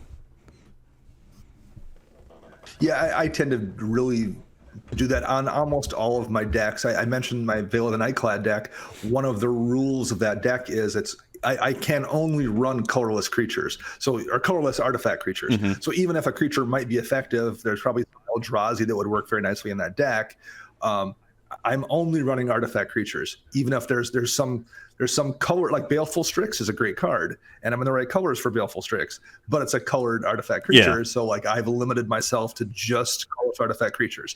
I have a deck that the only creatures allowed are Death Touch creatures. That's fun. That's my hard limitation there. If a creature doesn't have Death Touch, I can't put it in the deck, no matter how useful it might be. I have a mono white Super Friends deck. Number one, that's pretty solid limitation right there. Yeah. Planeswalkers and mono white. The only creatures in that deck have to interact with Planeswalkers in some way. Like that's my hard limitation. Like there. Your Planeswalkers or just Planeswalkers in general? My Planeswalkers for the most part. So okay. Arena Rector, which lets me, when it dies, put a Planeswalker into play, it's acceptable. Or I've allowed there's a couple of things that do proliferate effects in white, so that's okay. But it has to do something, has to interact with my Planeswalkers in some way, or I don't run the creature. Do you have any of the intro deck Planeswalkers and some of the tutors for them? I have one of the Elspeths, but I don't think I used a tutor for her. I just ran the Elspeth, because what I found was my win condition basically is tokens. Oh, okay. So it functionally then won, because you need some way to try to win a game, so you're not just dirtling with Planeswalkers all game. And it just so happens a bunch of white Planeswalkers make tokens, and white has enough token support, like another procession kind of effects or stuff. So I've tried to run as many of the Planeswalkers to make tokens as possible, and then I have interaction with tokens in terms of enchantments or stuff. So well, the good thing with that is that you could at least run Gideon of the Trial, get the emblem, and like exactly. I have like 5 other Gideons out. Well, I'm still not going to lose. Johnny has a couple of Johnnies that like put a counter on all creatures you control. Well, hey, if I've got 9 tokens out, that's a pretty good effect as well. So Bozzery Cat. I kind of built it as a joke. I thought it would be fun to build Jiru with eyes open. I'm like, oh, what a terrible deck mono white planeswalkers would be. Let's put it together for ha ha ha. Yeah. And then it actually went okay. That's awesome. And that was without me even attempting to really do so. Then that sounds fun as hell. What if I actually so what if I actually tried to make it work? So it's still not amazing. It's, maybe a 5 or 6 power level tops, but I win games with it. It's good enough. Yeah, but it sounds fun though. It's like, right, and it's interesting and it's funny, and so yeah, that's my mono white deck is mono white planeswalker. So that gets me thinking. If Pixie Kitten's listening to this, she's gonna hate me. It's like I want to do a mono blue all planeswalker deck. Get all the Tezzerets, the Jaces, the Teferis. God, what the hell else is there? That's blue. Tameo. What are some other mono blue planeswalkers? Kasmina. Oh yeah. We had a couple of them. Kasmina. Yeah. Oh God, who else? Is there any other mono? There's the Narset. Blue Narset. Oh yeah. Mono blue Narset. Oh, of course, yeah. That's one of my favorite Narset planeswalkers. No, it's a great planeswalker when you have it, and no one likes it when it's across the table from you. Yeah. God, there's probably more. I just can't think of it right now. But isn't there? Oh, shit. What's his name? Oh, it's on the tip of my Venser. Is Venser mono blue? Yeah, original Venser. Yeah, he's mono blue. The one from Scars of Mirrodin. Yeah, block I think was So oh God, my play group will hate me if I do that. So I think I will do it. I think the biggest problem. You would also have that problem. Like, okay, how do I win a game with this? Right? Then? How would you? Because it's not like a lot of them can build tokens. Like one of the new mono blue Tezzeret can build Thopters from M19. Yeah. But yeah, a lot of them. I mean, the easy route would be to also have a heavy artifact theme with it, but it's kind of boring. It's like that's the obvious route. So. Yeah, I don't know. Maybe I'll start messing around with playing with it because the mono white one sounds fun. The one I thought if I didn't already have a mono white Super Friends deck, there was one of the uncommon creatures in Dominaria. One of the uncommon legends was Ronus, Disciple of Gix, that nobody really played. Okay. And she was the one when she comes into play, you exile. Or put the top 5 cards of your graveyard in your, I forget if it's exile or put the top 5 in your library or graveyard, whatever it is. And then you can cast one of the cards. I'm pretty sure it's exile. Exiled with her, you can cast it. So basically it gives you a chance to then cast one of the cards you exiled. Historic card. And everyone was kind of looking at her as like an artifact commander, but there's just so many better ways to do that for the most part. Mm-hmm. But I was like, at the time, I was like, you could build a Super Friends deck with her using black blue planeswalkers, because then it would give you access to the black ones, the blue ones, and the black blue ones, and then you can cast them and then you can blink her because you're in blue, so you can blink her to ever come back in and exile more, and then cast the ones that you blink with her. Yeah. So I think there's a way you could build a Super Friends deck with her that I've never seen anybody do. And if I didn't, I don't want a second Super Friends deck, but if I didn't have the one I have, I think I could try to make Rona work. Yeah, because I feel like that's one of the. It's a card no one plays. Yeah. I feel like that's one of the tricky things with Super Friends is how do you make it one interesting enough to play against and play, and also how do you make it, where you're not arch enemy number one? Because that was the big thing at my local game store was there's so like when Atraxa came out, there were so many Atraxa Super Friends. Like I hate Atraxa, right? Because of that. And it's like you'd see so many people, they would just combo off, with Chain Veil and the mono blue Teferi from Commander 2014 and just go from there. So it's like I still want a Super Friends deck, but build it in an interesting way where the games just don't drag on and all that stuff too. Where you don't feel like you're wasting other people's time. Yeah. And you're not playing solitaire on your turn. Like that's one of the things I hate the most. Yeah. Right. So what are some of your favorite commanders that you have? Like some of your favorite commander decks you have. Yeah, just go from there. My I think my oldest deck I still have was one of the first ones I built was my Glissa the Trader deck, and that's my Death Touch deck. Okay. Um, and it does Glissa stuff. I do have like Executioner's Capsule kind of cards in there that I can kill a creature and it recurs because of Glissa's ability, that kind of thing. Um, it's one of my favorite decks. The biggest problem is the kind of universe of Commander has basically moved beyond the power level of the deck. Yeah. Once upon a time, having a bunch of Death Touch creatures, and the deck is super resilient. It doesn't die easily. I'm very rarely the first person out. I'm usually the last. It's down to me and somebody else. It's very survivable. It's the last cockroach left alive. And 5 years ago, you could win a game being difficult to kill and just grinding everyone down to dust. By being tough to deal with and being able to put these creatures out that no one wanted to swing into. Mm-hmm. The game doesn't quite work that way anymore. No. So it's still one of my favorite decks, and it's a lot of fun. But I'm very limited. I would have to play it against slightly lower power pods, and playing it against lower power pods probably isn't very fun because people that are usually playing lower power decks tend to be relatively less experienced players. Yeah. It's probably not a very fun deck to play against less experienced players. So it's in a weird spot where it's really not strong enough to play where it needs to play. So I don't get to play it that much. But it's still one of my favorites because it's very, very interactive because of how Glissa works. And it feels very flavorful. That's because awesome. Every creature has Death Touch, and it just makes for a terrifying wall of bodies when I have creatures out. God, yeah, because it doesn't quite get the job done. Yeah, God, it's still scary because it's unless like all your creatures have indestructible, it's like they're gonna die.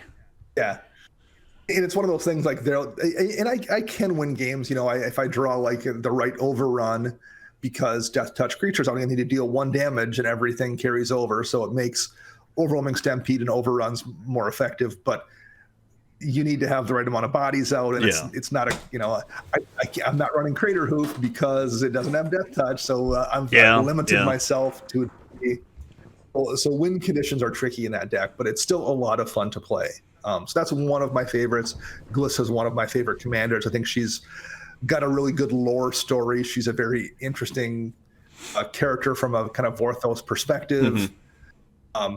Great art too. So I like everything about that deck, but it's in a weird place right now. And that I mentioned that. Yeah. I mentioned my Vela deck too, and that's one is one of my favorites as well right now. Nice. Which one's Vela again? Is that? That's the artifact. Oh yeah. That's right. That's right.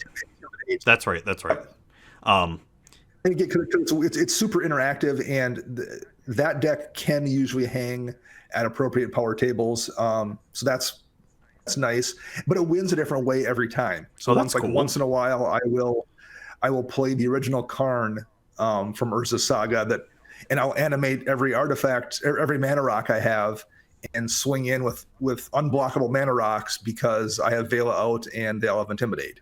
And then the next game, I will be able to, mass sack a bunch of things and get the Vela Death triggers off of the Leave the Battlefield triggers. Yeah. And I'm running 6 different Tezzerets in the deck. So it's kind of also my Tezzeret deck because a lot of Tezzeret stuff deals damage based on artifacts you control. I'll have the right Tezzeret out and have a bunch of artifact bodies, and I can dome somebody for 17 damage because I have 17 artifacts in play. Oh, dude, so it's a deck that it wins a different way every time, and that's a lot of fun. Oh, dude, those are some of my favorite decks where it's not just the one trick pony type deck where every single time you play, you're gonna have a different experience and all that. Yeah. That's always great. And even once upon a time, I wound up pulling Writer Replication out of the deck. But Writer Replication, if you cast it on Vela, kicked, and it makes 5 copies of her, they all leave the battlefield, but they get to leave the battlefield triggers and see each other, so it just deals 30 damage to everybody. Yeah. So I pulled that out because it was fun to do once or twice, and then I didn't want to do it again. But like, there's a lot of tricks you can pull there as well. So that's great. It's a really fun day. That's great. I want to talk a little bit about EDHREC, your podcast. So what was the inspiration for all of you all getting together and doing this? So we kind of did a thing when the conversation first happened among writers and staff about doing an EDHREC cast.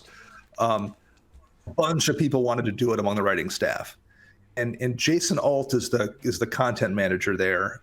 He's part Jason's of EDHREC too. Oh, okay. I didn't know that. So Jason kind of handles. So he's kind of the manager he's content manager, but a large part of that is just managing staff. So he's in charge of writers and handles all of that kind of thing. I think he's the one, if you submit to be a writer, he's the person probably reading your submission and deciding if he wants to hire you as a writer or something. So he does a lot of that kind of stuff. So a bunch of people were interested in doing it, and Jason's like, I don't want to just. It's like, well, we're just going to record a bunch of test shows. So he partnered up, people in groups of 3 or 4, and said, "Okay, guys, get together and record something and send it to me, and we'll go from there." So it was like a reality TV contest. That's almost. Interesting. It wasn't necessarily like people being eliminated, but like everyone kind of auditioned. So people that were interested, we all recorded as a group and submitted stuff. And it just so happened that Matt and Joey and I were never together, I don't think, on any of the test shows. But Jason just thought we, for the most part, all had something to say and were different enough from one another. We were the ones he kind of liked. So he threw us all together and was like, do a couple test shows with the 3 of you, and we'll see if we're happy with the product. Awesome. So that's what we did. The three of us got together and recorded a couple shows and figured out what we wanted to do, and kind of went from there. We had met in person at the time. We had recorded 60 or 70 shows, I think, before we all first got together in person at GP Kansas City, I think it was, in 2019. We hadn't even met face to face until that point in time. Oh, wow. Yeah. That's crazy. That's awesome. And you guys have blown up a lot too. Had a lot of good success. It's taken off more than it's taken off way more than we had kind of anticipated. So, and Matt and Joey are fantastic to work with. It's been a lot of fun as well to do. So yeah, and that's one of the important. Really glad parts. I got to be part of that. That's one of the important parts of content creation, is making sure you enjoy it too.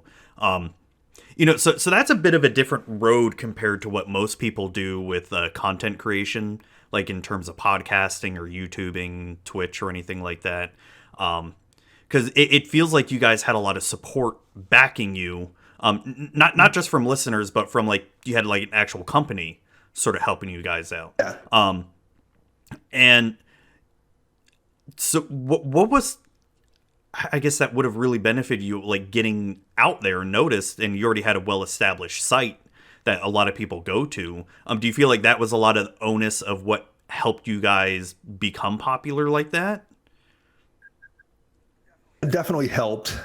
So I'd already been, and I'm still on it. I still do a show called Commander Central. So I had already been recording at that point too. I think we had at Commander Central had done 100 episodes at that point in time.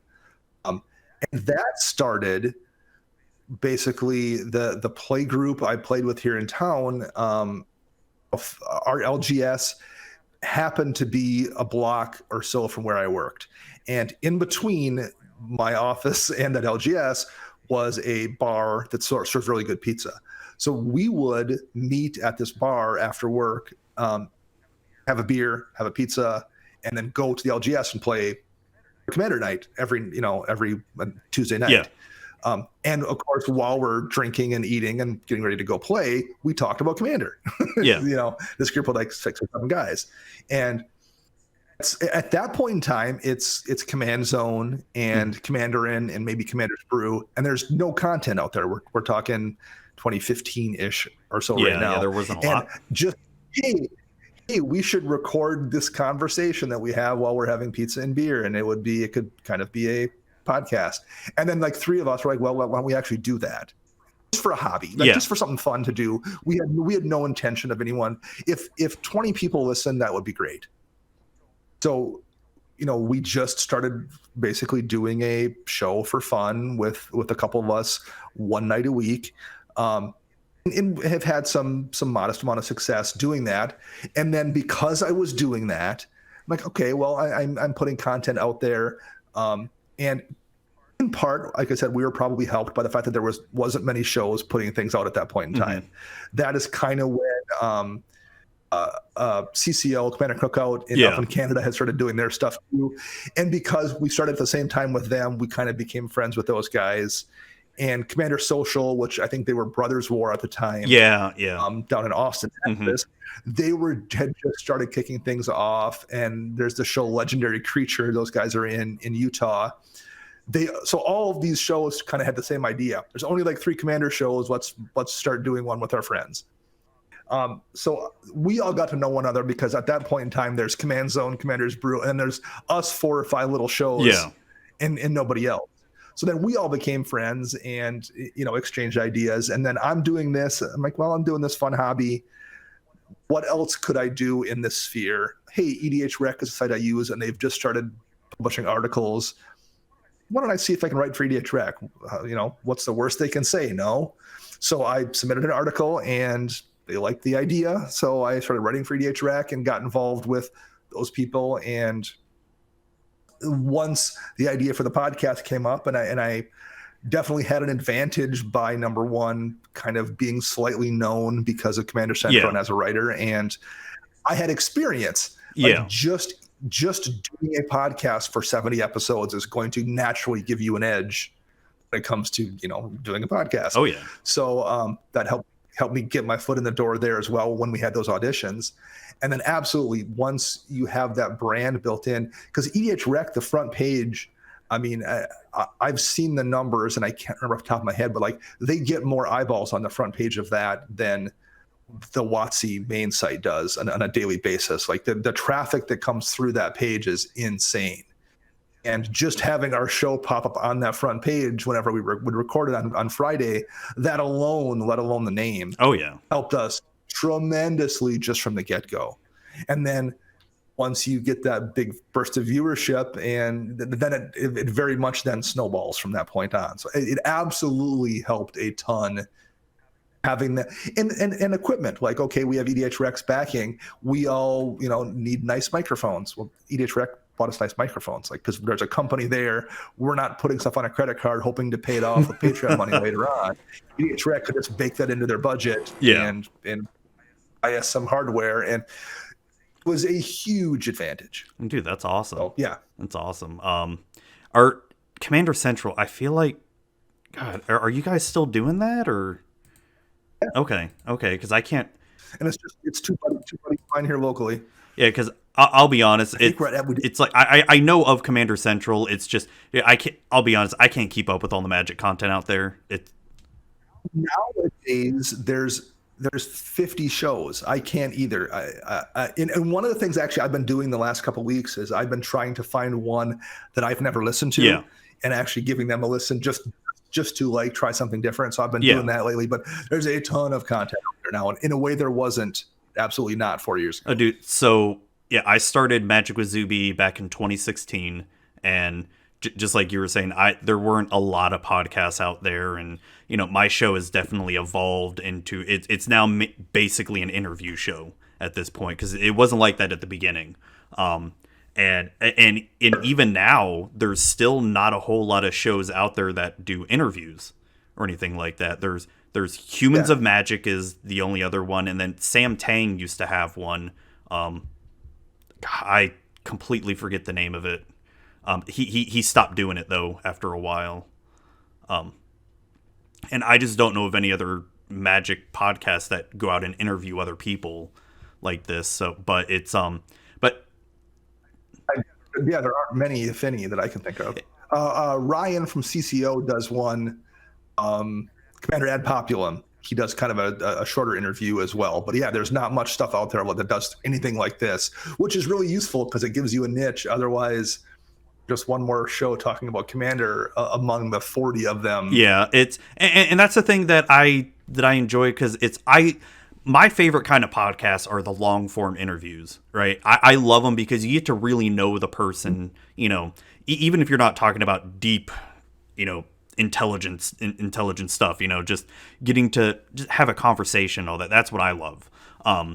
And that's where I've sort of transitioned my podcast into. And, it's not the most popular or anything out there, but it has its niche of listeners that they love the long form podcast. Because let's be honest, I'll be honest here, that the podcasts that do well that I see out there are the ones that are the more niche of, hey, we're going to be talking about cards, we're going to talk about decks and stuff like that. I get that.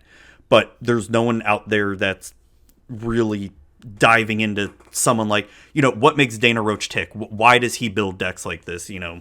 What does Dana Roach do? You know what I mean? Sure. Well, in your case, you're somebody who has a job that's paying your bills and keeping the lights on and keeping food on the table, and you're not doing this with hopes of like being a content creator full time. I wouldn't want to anyway. And I'm very much in the same boat. So if it's not fun for you, if it's not what you want to do, or like doing your own thing, I understand why sometimes you have to do the top biggest mistakes WotC made in 2020. Oh yeah. Clickbait videos get you views, and I am not going to begrudge someone from doing that when you need to get 30,000 views per video once a week in order to be able to pay your rent. Yeah. But I'm not that person. I don't need to do that. So I don't want to make that video because I just don't need to do it. It's not something that I need to pay my bills. I have a job full time. I have no career ambitions in this field. It's something I'm doing for fun. So if I'm just doing it for fun, I should do the things that are fun for me. I don't need to have to make those concessions, which is a very privileged place to be in. Oh, for sure. And I think even people starting off, that needs to be, your mindset too. Like, if this is not fun, then you should not be doing it, because let's be honest, like I see so many people out there that, they start content creation like, oh, I want to make it big. I want to make this a full-time job.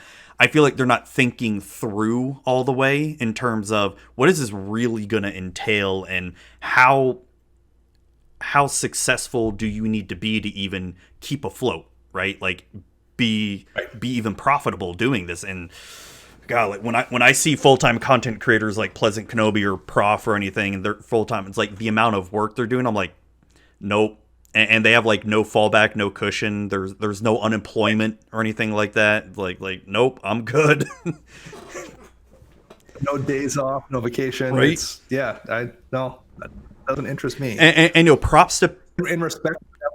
Yeah, props to people who do that and can afford to do that and all that.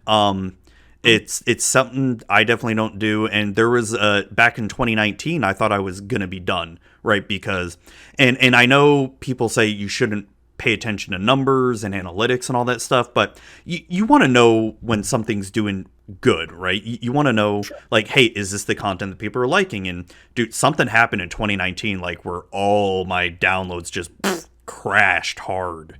And so I thought about quitting, and then as I'm just like, what's the fucking point? Like, I'm barely getting 100 downloads an episode, where it's like I would average 1,000 to 2,000 downloads, right? Just, I don't know if it was like my podcast host or something, but so I just kept on trudging along. And like last year, due to the maybe it was due to the pandemic, like, dude, I had like a record year last year.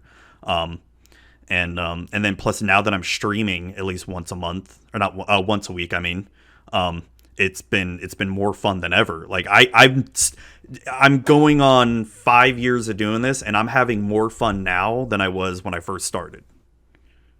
I would say the same thing is definitely true for me as well.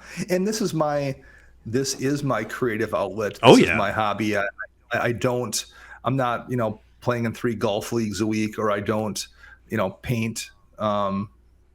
This is what I do. It's a hobby combined with a creative outlet. And it's very like personally satisfying for me. I definitely enjoy it, and it makes the rest of my life better having this outlet. Oh yeah, sure. And the one thing that I've noticed with podcasting that has helped a lot is just being able to talk to people. Like, you and I have never talked before.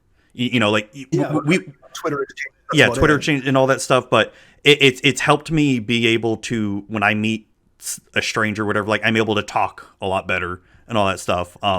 The other thing that I noticed too is Because I used to be when I used to be an IT manager, I'd have to interview, however many fucking people. Holy shit! I've got stories just about interviewing people. Oh my god.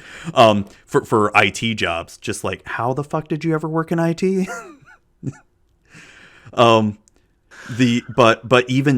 doing this podcast has helped me interview people a lot better for jobs, and also has made me become a better interviewee as well. Yeah, definitely.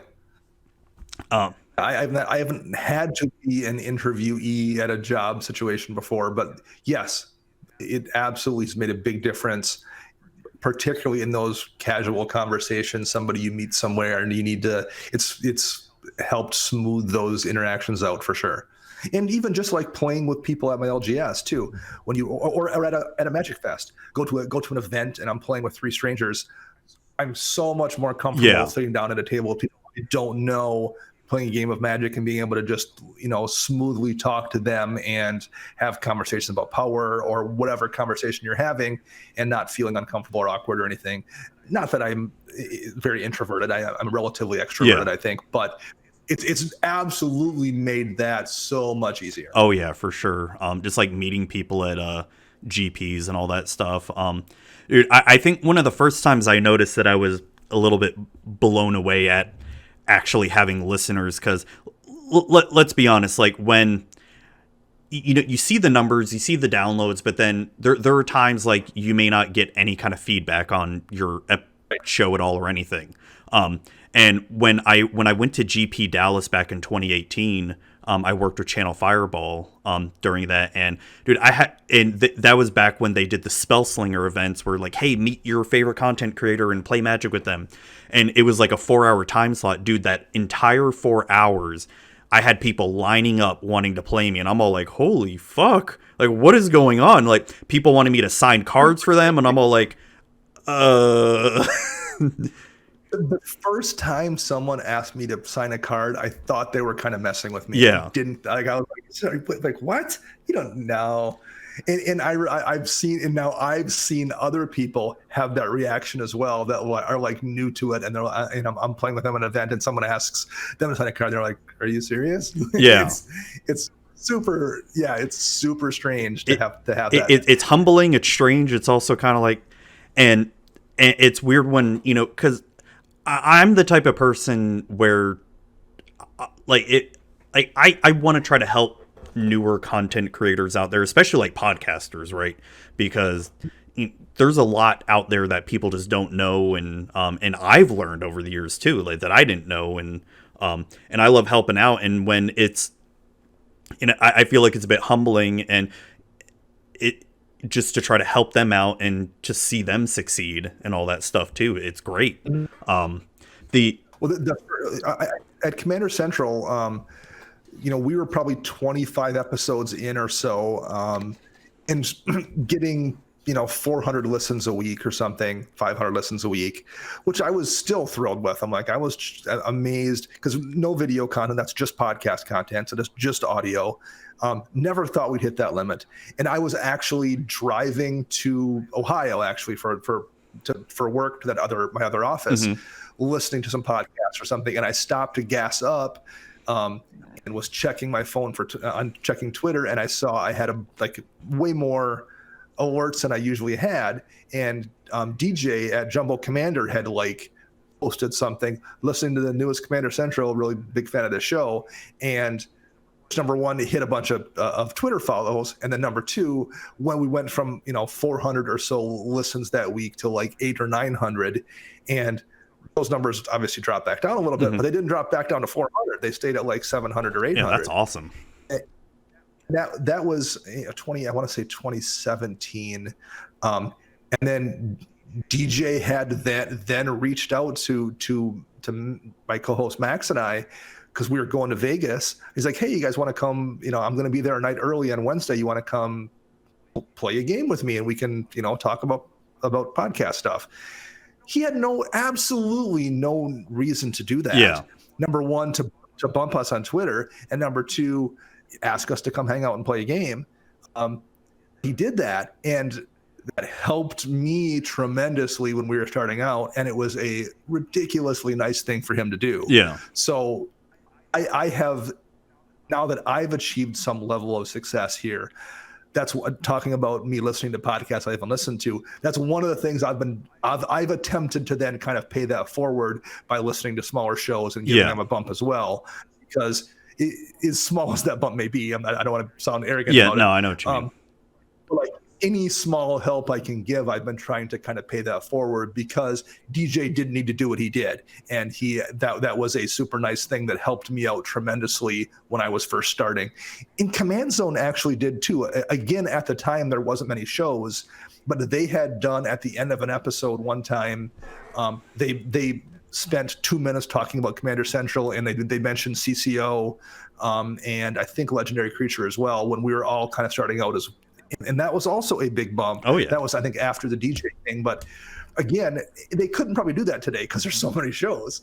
There was a lot less at the time. But that was a super helpful thing to get legitimized as well by like getting mentioned on Command Zone. So same as you, like if I can pay that forward anyway, I've been attempting to do that. Yeah, and like I want to preface too, it's not like I'm a huge podcast or anything like that. It's like, you know, I feel like I do decent and all that stuff. But when you're just starting out, it doesn't matter. Just seeing that name that you recognize in the community that's recognizing you is a tremendous help. And it feels so good. Does. And it's so like reaffirming and really encouraging. So for sure. Oh yeah. Oh God, what was I going to say? I can't remember now. But yeah, it's been a wild ride doing this whole content creation thing, and it's something that I would never ever want to, you know, like not that I'm ever going to regret doing and all that stuff. And I know at one point it's going to come to an end, right? But it's just like I don't know when, and I'm just going to keep having fun while doing it, you know. And when it stops becoming fun, that's when I'm going to stop. Like I don't stream as much because I'll be honest, I don't like streaming Arena at all. I'm just not a fan of streaming Arena. Like as much as I love the game, I just don't like streaming it. But streaming Paper Commander, I love doing it. Like I have hell of a lot of fun doing it, and it's fun, you know, just getting to chit chat with people and just bullshitting with chat and all that stuff. It's great. It's great. Oh, you know, sorry, go. Go ahead. No, you know, I just remembered a story that I wanted to tell you with interviewing someone. And I'm not going to name names. I'm just going to say this didn't happen during the Trump presidency. And that does matter, actually. So we were interviewing someone for, I want to say like a system admin position or a network admin position or something. And they had worked at the White House. I'm not going to say which presidency, but it was one of before Trump. That's all. I think that's all I can say, really. He didn't really give too many classified details about it, but so when we talk about, you know, in IT, how there's a lot of stuff we have no idea what we're doing or anything. So this guy was in charge of the servers or something to do something like that at the White House at the time. And so there was one day he was describing where the president had to go somewhere. And I guess there's like a person in charge of the walkie-talkie system the Secret Service use to be able to like coordinate, you know, making sure they can keep eyes on the president and all that. And so that person was out sick, and this system admin had to fill in and knew nothing about walkie-talkie technology and had to keep all the Secret Service agents, you know, in line and coordinated and all that stuff. And he was like asking his boss, like, do I have to do it? He's like, yeah, the president has to go right now, and you're the only one who can do it. Dude. Wow. No pressure. Yeah, no pressure. Just, you know, if you lose the president or something, you know, wow. Kind of dude, can you imagine the pressure that'd be and all that stuff? In a technology that like you've never ever dabbled with. It's not like you've even accidentally probably encountered like you just don't know what you're doing at all. Yeah. And it's, oh God, like, dude, talk about a shit your pants moment. Like, oh yeah, you're just responsible for the Secret Service to make sure they can still communicate with each other should something happen. Wow. Yeah, that was an interesting guy. Like, I kind of wish we hired him because I would have loved to pick his brain more about what he did at the White House. But there was just so much he couldn't say, for good reason and all that stuff. But that wouldn't stop me at all from like trying to pick his brain. Like, yo, so what's it like to, like yo, so what's the Oval Office like? In terms of like technology and all that stuff. Can you imagine like working at the White House as an IT person and there's like an emergency? I don't know, the president can't get on his laptop in the Oval Office or something, and he's meeting with like all these like high foreign ambassadors of other countries. Like, you got to walk in like, oh shit, I'm the lone IT person. You feel like such a peasant. It's so much worse when everyone's looking at you right. and like waiting, and you're like, all of a sudden you're like, remember what it said? Okay, what's the key? Because how do I do this? Where's that at? Because it's because you and I have probably been in those situations where you've got high level executives that with that like CEOs and all that stuff, but it's like shit, you got foreign powers just watching you. So like shit, these people could like just say something like shoot a missile at my house or something. Dude, like yeah, that's pretty. Yeah, I couldn't imagine that. Talk about some like high intensity and all that stuff. Like they've got to have like 24/7 staff too for their IT. I'd have to assume. I don't know. I would think so. Yeah. The weirdest job interview I've ever had IT wise was I had applied for kind of an entry level network position, and this was years ago. The job they called me back for was way higher than was not that one. It was a like in charge of, it was at actually a small college, and it would have been in charge of their entire IT staff, which at the time I was like, I don't feel qualified for this. I might as well go in for the interview because why not? So I went in, and it wound up being a group interview with multiple candidates. The candidates for the job were there also. So it was like a panel of 5 people interviewing like 10 or 12 of us. What? And this was, we're talking 15 or 16 years ago or so. Yeah. And everybody else there that was applying for the job was probably in their 50s. And the first thing we had to do was like stand up and give like a 2-minute summary of our job experiences. and they all had, and there were like, governmental, I had worked at managing this department and this thing and I was like, my resume did not look at all like their resumes. Oh God. So I gave my thing and we went through the process, and there was like a break after like 90 minutes. And I went and said, I'm just going to step out because I'm clearly not qualified. Okay, well, thanks for coming in. And I left. And it wasn't until I was driving home that I got thinking about, I'm like, why did they bring me in for that? That my resume clearly didn't match that. Yeah. I'm driving home and I'm like, oh, my name's Dana. I think they wanted to at least say they interviewed a woman for the position. Oh, so I think that's why they bumped. I mean, I don't know that for certain. Yeah. But like nothing else makes sense at all. Because it was like 6 or 8 or 10 other, 50-year-old men that had insane resumes compared to what I had to manage a job I wasn't qualified for. Dude. And I have, but like for that hour, I'm like, why am I? I'm just shell shocked. I'm like, why am I here? I can't. None of this stuff makes sense. I don't even know what a network switch is. Why am I here? It was just like high level. A lot of it was like high level, like budget. Oh yeah. Conversations. Or like grant application questions. Oh God! I had no idea how to even deal with, or like, have you dealt with like this particular tax code in terms of like seeking out federal grants what for the fuck? Stuff. Right? Oh my God! So it was a miserable experience for one, and I knew I wasn't going to get the job, but I like didn't have a chance to. I didn't want to like just walk out in the middle of the whole process. Holy so shit. I sat there. It was rough, and in hindsight, I'm certain that's the only reason I was called in for it. Wow, that's insane. My So when we did our interview process, we did something called a box test, because a lot of what we interviewed was a lot of like help desk people, level 1, level 2 help desk and all that. And our box test would be, we'd have a box of hardware. They would have to be able to identify parts like, hard drives, memory, certain types of cables and stuff like that. And as dumb as it sounds, it weeded out so many people that would just embellish their resume. Because, we would get the cert kings, we'd call them, people who had like, 50 certs or whatever. Or they claim they had all this experience with XYZ and all that stuff. And then after a while, you get really good at sussing out the imposters,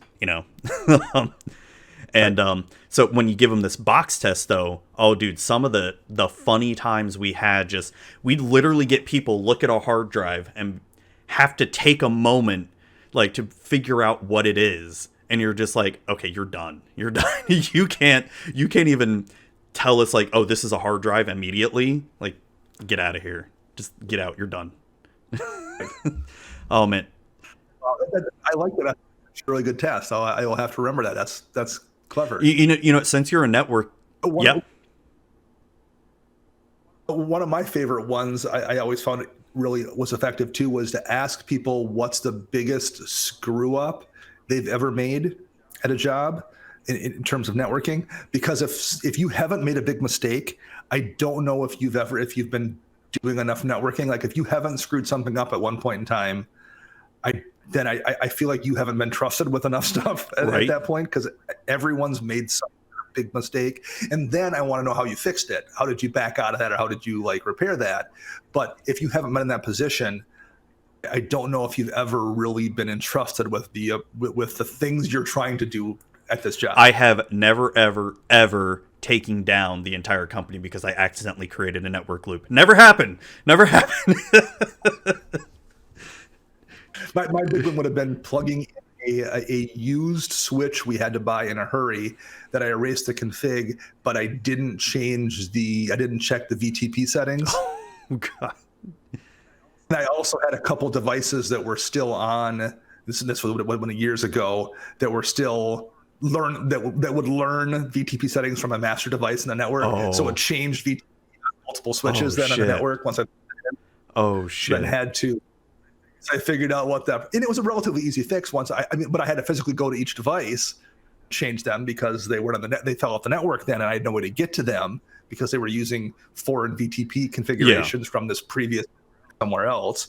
So once I realized what it was, but it took half of the building down at the time. Yeah, that would be my answer to that question as well. If I think I screwed up. So. Yeah, I mean, mine only took like a couple minutes to fix. When I realized the configuration I put in, like, oh shit, that's gonna cause a loop.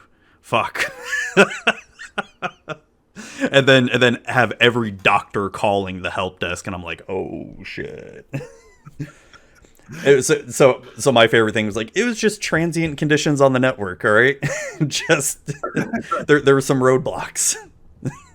Yeah, we had a unavoidable failure, and it's been replaced, and we now have a redundant in place. Exactly. So it's funny. So another thing that we would do, like when we would interview system admin people or network admin people, I would have a particular list of questions just for them. Dude, the amount of freaking idiots that I would get for like network admin positions, like I have like two sections of my questions. Like, these are some really basic network questions. Like, can you tell me the difference between TCP and UDP? Dude, I'd get people who are claiming they have X amount of years of network can't even tell me the difference between that. I'm like, are you kidding me? Or tell me, can you tell me what a private IP address is versus a public IP address? I'd get people can't tell me that. Like, you're a network, like what? But one of my favorite questions that like I would always trip people up on, it's sort of like a network / security question, and people would get it, but they'd always get a laugh, and I think you'll like it too. Is you telnet into a switch? What's the problem? Telnet is an alien, right? That would be a good question, though. I appreciate People would definitely really overthink Yeah, that. people. I'd get so many people think like, I don't get it. What's the question? Like, you tell Ninja to switch. What's the problem? They'd be like, and I get it. People get nervous during an interview and all that stuff, and but it's if I remember, I'll try to send you that list of questions. I think you might like it, because some of them are like lab questions too, like some basic stuff. But yeah, man. Oh shit! So it's been 2 hours that we recorded here. God, it's like I could go another hour, but unfortunately, I got to get ready for the EDH stream in like a little bit. I'm streaming on Justin.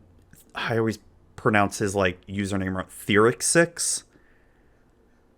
6. Okay, I've seen the name. Yeah. I'm going to be streaming on his channel, and then a little bit later tonight, I'm doing like an all-out EDH stream tonight. You're more than welcome to come if you want to sign up for one of my pods. Starting at 7 tonight. What time are you going? I'm starting at 7 tonight. I'm probably going until whenever it gets done. I can probably do that on one of the later ones. Let me find out what the family's got going on today. We're no pressure or anything. I need to build some soundproofing for my walls. I have the foam and I have the cloth, so I just need to build some wooden frames for around the foam and wrap it in cloth and hang it on my wall. But my wife tends to go to bed pretty early, so if that maintains the case tonight, we'll shoot you a DM and we'll see what you have open. Sure. But yeah, I probably will be around actually. Sure, I'll send you an invite to my Discord and all that. Because we do all the talking in my Discord channel. For it, and yeah, no pressure if you can't make it or anything. I know it's super last minute, but it's like I've got a lot of Magic to play today, so which it's good. And then that's a pretty good Saturday. Oh yeah. So let's do our introductions here. Tell people where they can find you and all your content and all that.